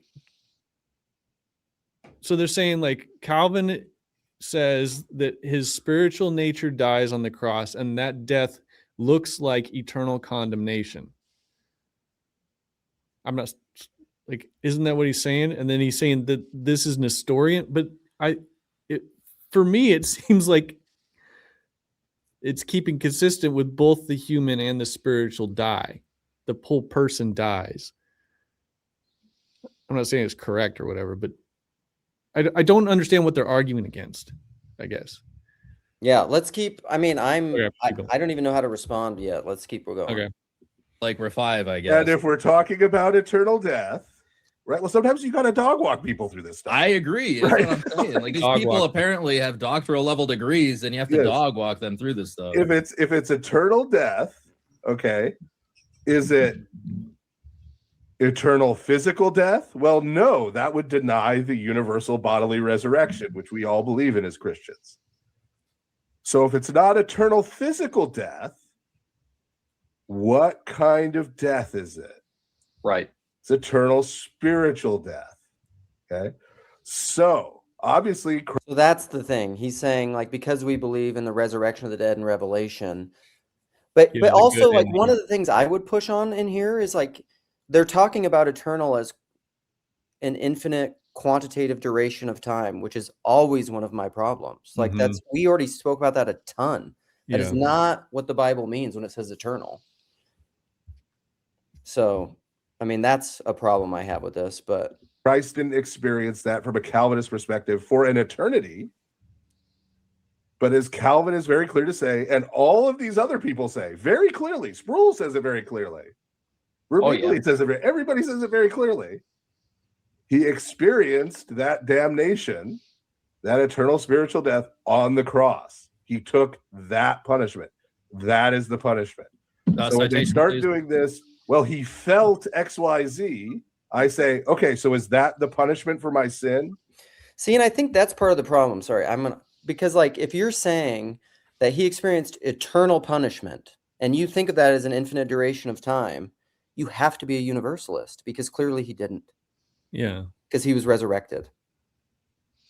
And I think this comes from maybe some of the difficulties caused by a very legal, balanced view of what penal substitutionary atonement means, meaning that Jesus needed to, not in some like perhaps more vague sense, be punished on our behalf, but he needed to receive the exact sentence Right. in its fullness that not just an individual, but all the saved receive. So he needs to experience that full, like, actual punishment. Yeah, As if, fulfill like, the whole sentence. right. And so Take your if the place. sentence is there's 1 billion Christians who get saved from eternal suffering in hell, then Jesus needs to experience 1 billion eternal sufferings, or else there isn't a one-to-one exchange in a very sort of strict, overly literal, I would say, understanding of what it would mean for Jesus to, pay for our sins. Yeah. And this what kind of prompted me to message Luke about all this, is because instantly you're into Christology and into ontology of like who is God, what is reality actually like, who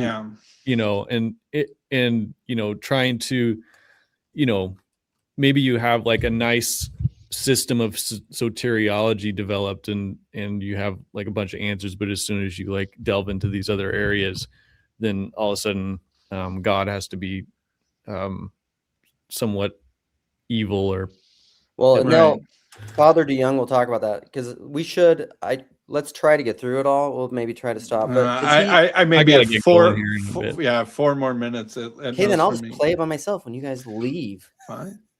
Whatever. All right, we could have just started out with this, but But Busatil had a question for me, and I wanted to do my best to answer. Yeah, hopefully I didn't dodge it. That was part of the problem. Is I started playing it again, but I forgot I had an ad added to the screen. That's what we were gonna do until Busatil wanted to mess it up and alpha us. Okay, play. He's more. better man. He is Better man than me. So when they start doing this, well, he felt XYZ, I say, okay, so is that the punishment for my sin? That as I am dying, I feel XYZ? No, right? So if that's all Christ experienced, that's not penal substitution. Because what he took is not the punishment. If you're going to say he took the punishment, it has to be the actual punishment. Right. Yeah, which is wild that they skip past it. That would just mean that under their view, right, he didn't take the entire punishment, right? If they're going to bypass that one part of it. Yes. But I want to address this because this was something that a lot of people. So I've noticed this. This has always been a thing in Protestant apologetics, by the way. Somebody will because people don't know how to do critical reading. Yeah. Okay, we've forgotten this. In the world of quote mine apologetics, we've forgotten this. So you see one citation that says one thing, that means you can disregard the rest of his writings, right? So this section, this is what was being copied and pasted by the people coping on X. This says, this is from the Institutes, God the Father did not stop loving his son. Okay, so this is what they're posting all over the place. He didn't stop loving his son. That means he couldn't have died a spiritual death. What are you talking about? That's why the Nestorianism. Yes, as I said, Calvin does not break apart the Trinity. He does not use option 1 and break apart the Trinity. He takes option 2 and is a Nestorian. So for the Calvinist tradition, Christ's divine nature joins with the Father and the Spirit in damning his human nature. Now, if you think one of Christ's natures can condemn and damn the other without them being separate, I don't know what separate means. How you could possibly claim that without separating the two. One is doing one thing, and one is doing the opposite thing. at the same moment. I would like to say that section 11 actually does not help any Protestant here. It makes it worse, in fact. In the first few sentences here, I'll just read the first two. It says, in this sense, Peter says that God raised up Christ, having loosed the pains of death because it was not possible he should be holden of it, citing Acts 2:24. He does not mention death simply, but says that the Son of God endured the pains produced by the curse and wrath of God, the source of death. Says that God is the source of death. Yes, which directly is saying- contradicts Hebrews that says that the devil is the one who held the power of death and Christ took it away from him. Yes, exactly. So listen, Calvinists, when we have a tradition of men and it contradicts scripture, we go with the scripture, right? So we go with Hebrews, not Calvin, right? This is my favorite parenting hack. Come spend a day with me. Yeah. All right. I should probably get going soon, but we can. You have a closing So thought? I think that helps me understand what he means by Nestorianism. If the Son, the divine Son, is not being punished, but is in fact participating in the punishing of the human nature, then that's the separation. in order to substitute penally. Yeah, and You're so elevating the nature or the distinction. So there's a of the human higher person separate from the divine person who is receiving these 1 billion eternal punishments in himself. Yeah. Well, I don't have these particular theological. You're like, it's nice to be over here. It's nice to be over here. How about this? Jesus died that we may live. that we may live. Yeah. And there's nothing in my theology that prevents him from dying. Yeah. Like there's that meme where like this person does all the gymnastics to get from A to B, and then one person just takes like a step from A to B.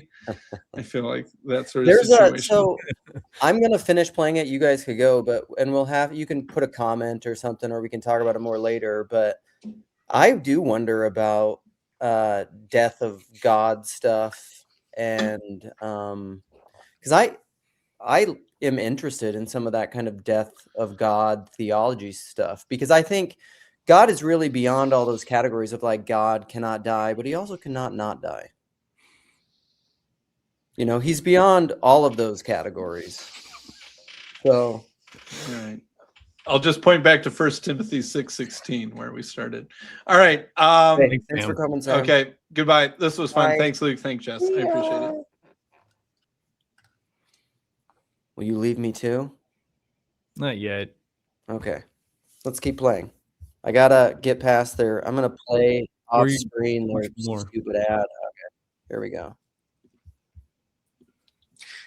So one thing that so this person Murdoch, Father Stephen DeYoung, where does Calvin say that? I'm not even disagreeing, but where can we find that? So I don't think he understands what a logical entailment of a position is. Yes. Well, we just cited the two sections that we're talking about.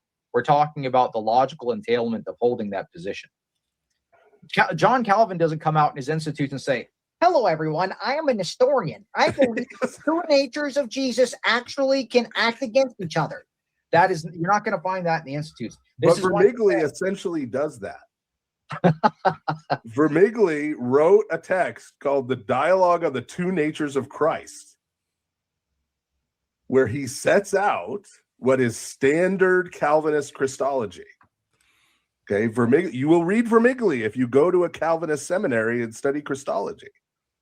Right? He's who you read on the two natures of Christ. It is an Nestorian. You can go read it. I know I told Eric Ibarra to go read it, and apparently him writing a book on the topic at all, having to read a whole book was just too much for him. He needed a meme. Okay. Yeah. But if you're a human who's able to read a whole book, it's not even that long of a book. Vermigli's on the two natures of Christ, right? And it's not just an entailment, right? He lays out a Nestorian Christology in which the human Christ suffers and dies on the cross, right? Separate from the divine nature who's involved in condemning him. It's laid right out there, and he quotes Theodoret all the time. Okay? Jordan Cooper, of all people, should know this. because Lutherans have been complaining about Calvinists citing Theodoret for 500 years Mm. and have been calling them Nestorians for 500 years because of this and the Extra Calvinisticum. Mhm. So I know when Jordan Cooper's online with other Protestants and even Roman Catholics, if you watch his quote unquote debate with Jimmy Akin, we're all one big happy family and we don't disagree about anything. Okay. But he won't give the Eucharist to a Calvinist Right. or pray with one. Right. Why? Because they're Nestorians. That's why. They're heretics, according to Lutheranism. So, yeah, this weird, it's odd to me. I have to think he was just confused and didn't know why his name was brought up and felt like he had to defend himself or something. Yeah. Well, that's exactly what I think happened, because that's exactly what he did when he jumped the gun when he saw the premiere coming up on Orthodox Ethos that I was going to announce that I was journeying into Orthodoxy. He hadn't even seen the video yet, and he goes ahead and he makes an entire response video, without hearing a lick of the reason. So I could see him. I could see him doing that. But people were pointing out the same thing that you just said, Father. That it was odd that Jordan Cooper is doing these like arm in arm, like with Calvinist videos where they're defending like Protestantism as an umbrella term. When don't Lutherans have like their own semi exclusivity claims? Not really super exclusive, but kind of. I think a lot of them have closed communion, right? They have closed communion. They won't pray with Calvinists. Right. They no longer think Baptists should all be massacred en masse. So that's a good development. But that's good. Luther sure did. Nice. That's funny. So yeah, I mean, I thought it was wild that a lot of them were saying that none of the reformers, there are no in the video that Jordan Cooper did, by the way, talking about you, Alex, he said none of them ever use this language. No mainstream Calvinist voice uses this language or something along those lines. But I mean, Sproul literally said Christ was anathema. Except right? all of them. Yeah. Yeah, except they all did, right? I mean, Sproul literally said Christ was anathema. Like he experienced a full separation, like all sorts of things like that. He says he was he was obscene. He was the greatest example, like the chief circumcision, that he was anathema, damned, cut off, cast into outer darkness, lost the beatific vision. Like we can go on and on and on. Yes. He didn't accidentally misspeak. It wasn't like, sometimes with a lot. Yes. So I was just going to say, like, to some degree, I mean, I want to like Steelman, Starman give grace. Cause like to some degree, wouldn't you say that, like Peugeot says this, like Christ went all the way down. Yeah. That's what I don't quite understand about this conversation. It's like, it almost sounds like the Calvinists are taking more seriously the depth in which, although I guess the argument is that they're saying that the Calvinists are saying that Christ's nature gets split and only one part of him is doing that. But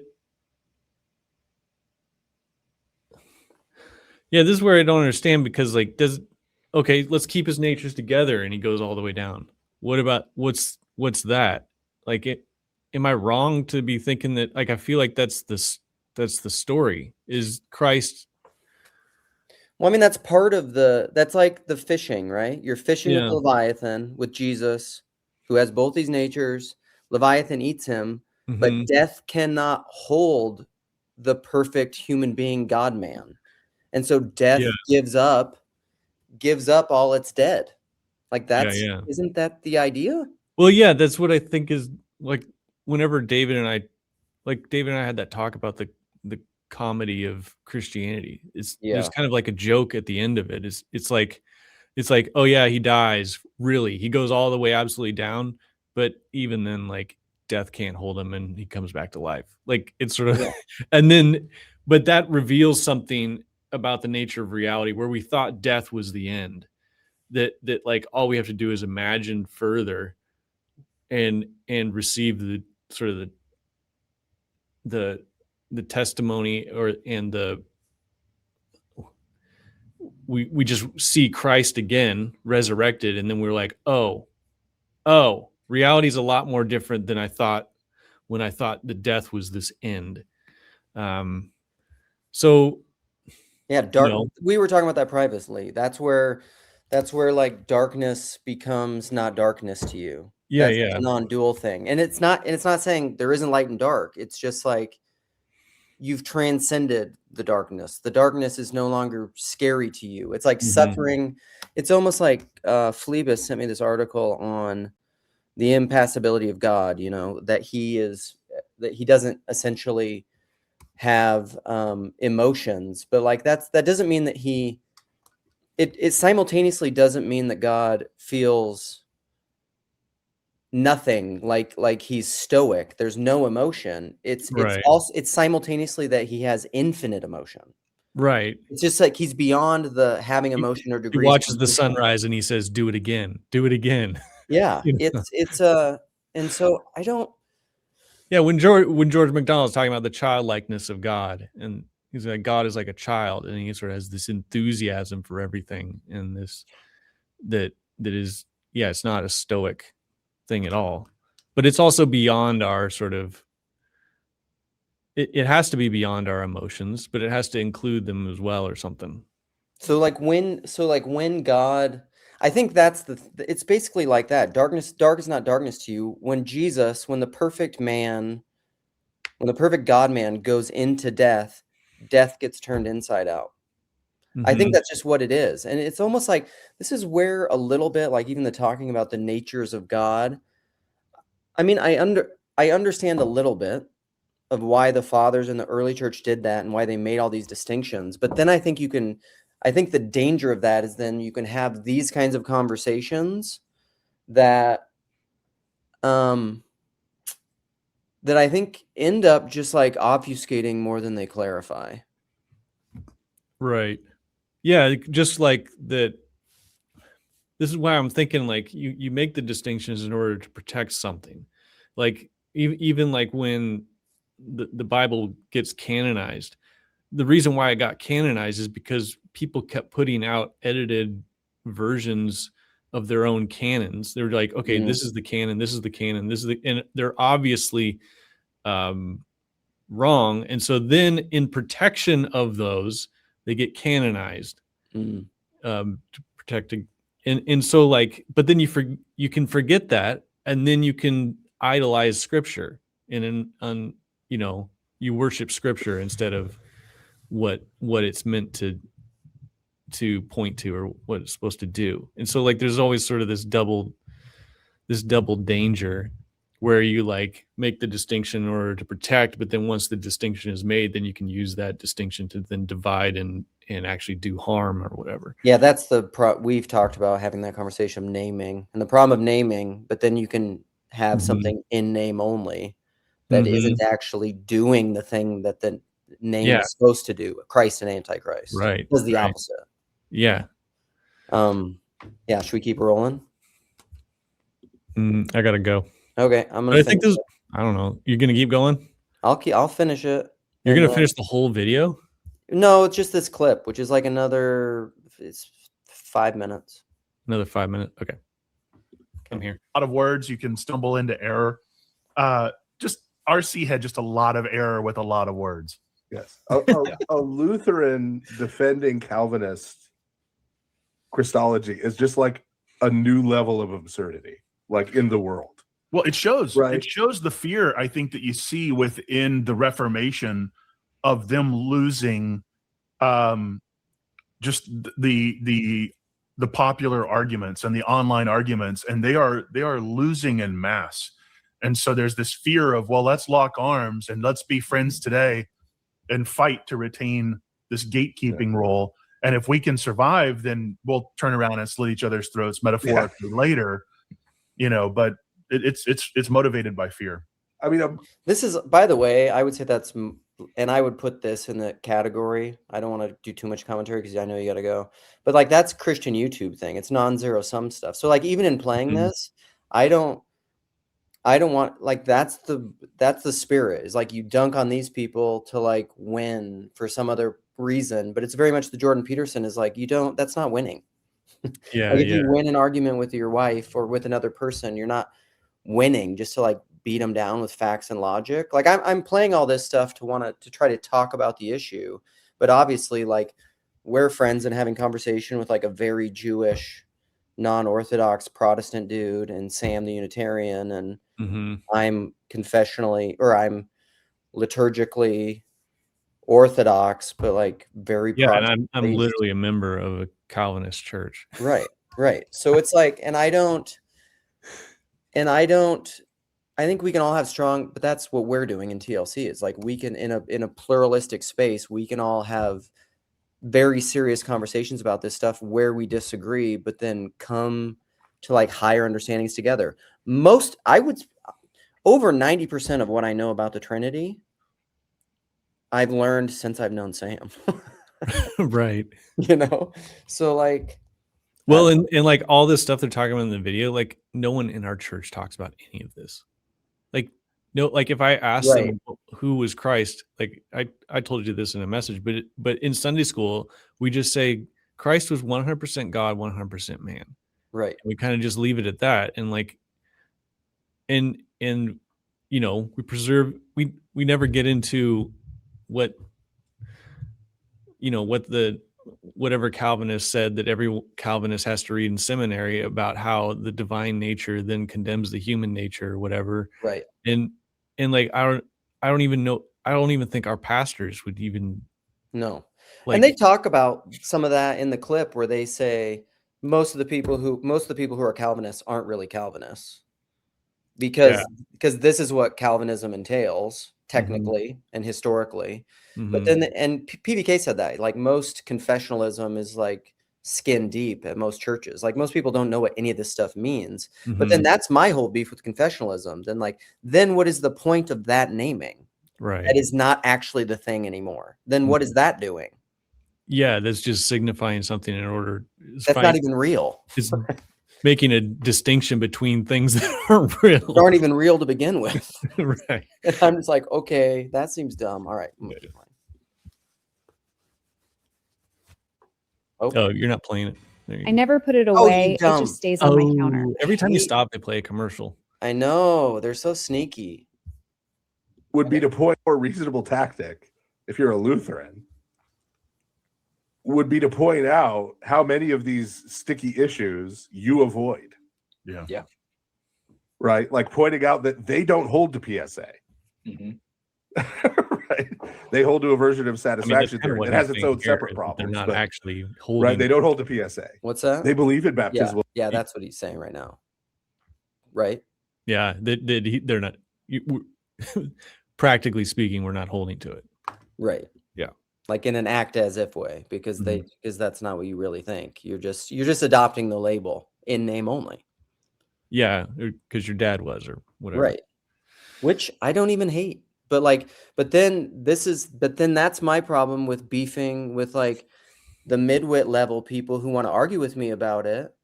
And I'm just like, it's just like a name only thing. Cause like my problem is like, I don't even care about the name. Like your dad, you come from a Calvinist tradition and you want to just be faithful to that for fine. But then like, don't dogmatically defend it and call other people heretics. Right. State your real reasons. Right. But we also don't, all of us don't we also don't know those reasons a lot, because yeah. Well, and also we don't want to like just be like, oh, I'm just doing it for this because it's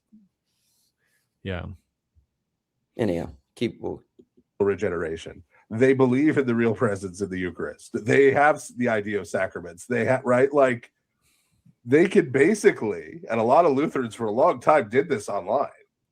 Right? When people were going after Protestantism for XYZ, they come out and say, well, hey, that's not true about Lutheranism.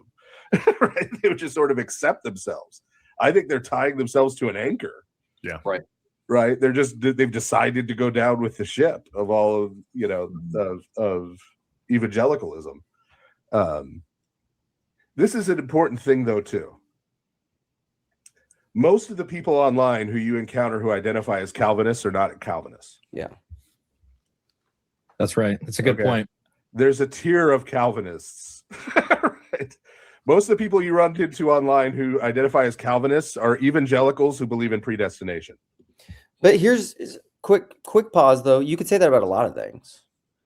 Like, Most orthodox or not orthodox. Or, sure, am I Orthodox? And you could say, well, kind of, because like I've been baptized in the Orthodox Church, I've been chrismated, I go to liturgies, you know, you're participating in the Eucharist, but like to what level? And there are varying degrees within that because it's a sacramental tradition. If you're participating in the sacraments, you're part of it. It's not like about the ideas necessarily. I mean, that's part of it. Right, So like, right. what Yeah, degree is someone really what they profess to be? You know?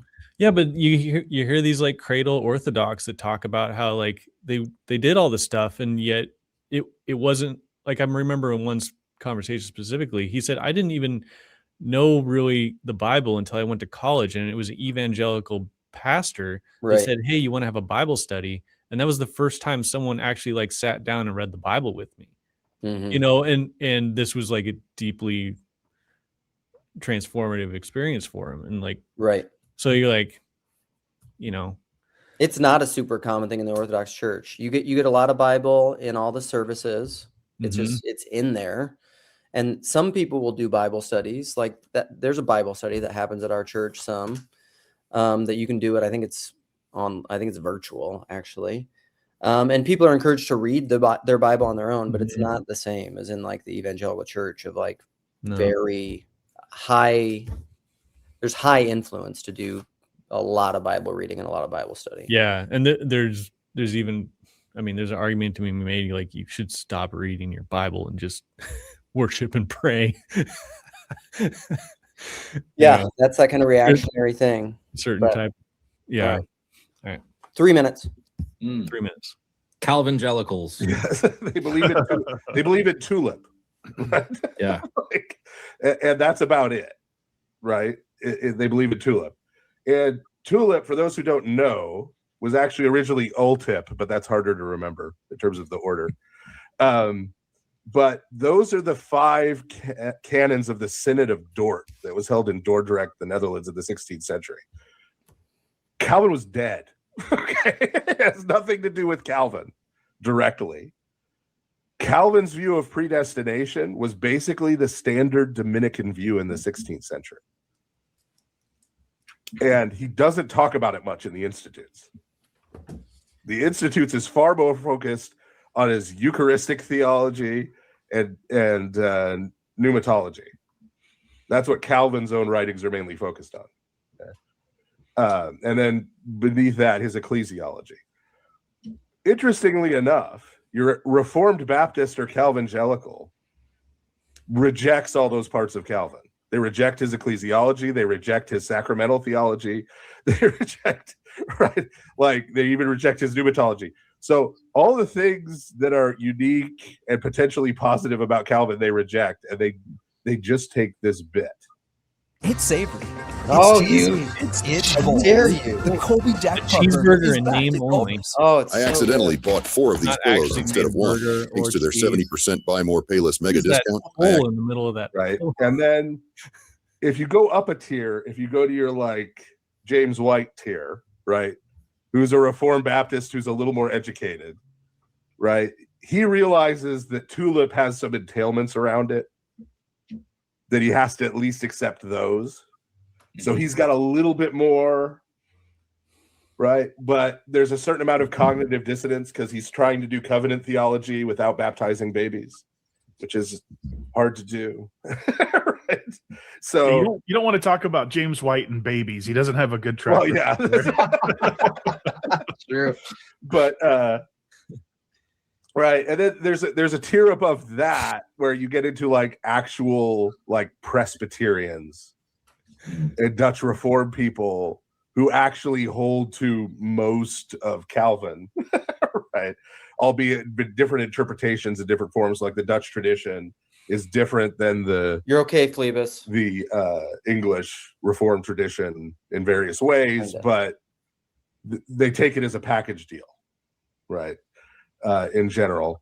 And then you have there are a handful of guys in the United States who are real Calvinists, like Richard Muller, who wrote Post-Reformation Reformed Dogmatics, like Scott Clark, who wrote whose work is on the Protestant scholastics, who has like a PhD from Oxford, right? Like those guys actually deeply understand the Reformed tradition because it's like in all its details and stuff, right? I think Scott Clark still has a Twitter account, but he's not getting into arguments with people. Right? Like, that's to be commended. Yeah. Those aren't the people you're engaging with. Yeah, those aren't the people you're engaging with. You're engaging with people who identify as Calvinists because they believe in predestination, unlike the other people who go to their Baptist church. Yeah. Right. Which they may or may not claim isn't a Baptist church. It is non-denominational. All right. We did it. He does talk We about did in there how Bart is consistent, but like he doesn't fall into Nestorianism, but that's because he's a universalist. Mm-hmm. Because it all dies, but then it all comes to life again. So there is no separation. That's what I was talking about. I guess, what is that then? It's just a universalist Calvinist. Maybe that's what I am. That's weird. I don't think I'm a Calvinist though. I grew up evangelical, but my first church I grew up in was Nazarene, and they're Armenian, whatever that means. I don't even know. Yeah, and I don't know enough about it to like my theology is obviously influenced by a lot of people's, but like it's hard to label. Yeah, and I know it's Orthodox. Yeah, and most of like my experience with like in YWAM and stuff, it's all charismatic evangelicalism. Like, and that's just a mismatch of all kinds of theology. So who knows? All right, dog. Well, thanks for coming. Man. This was good. I appreciate it. Yep, we will. I'll end the recording. See you next time. Bye. Bye. Meow meow. Oh, should we? I'm gonna end with a meow.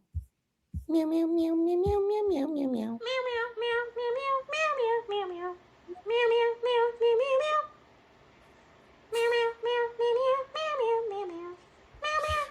Okay, Jeff, that's good.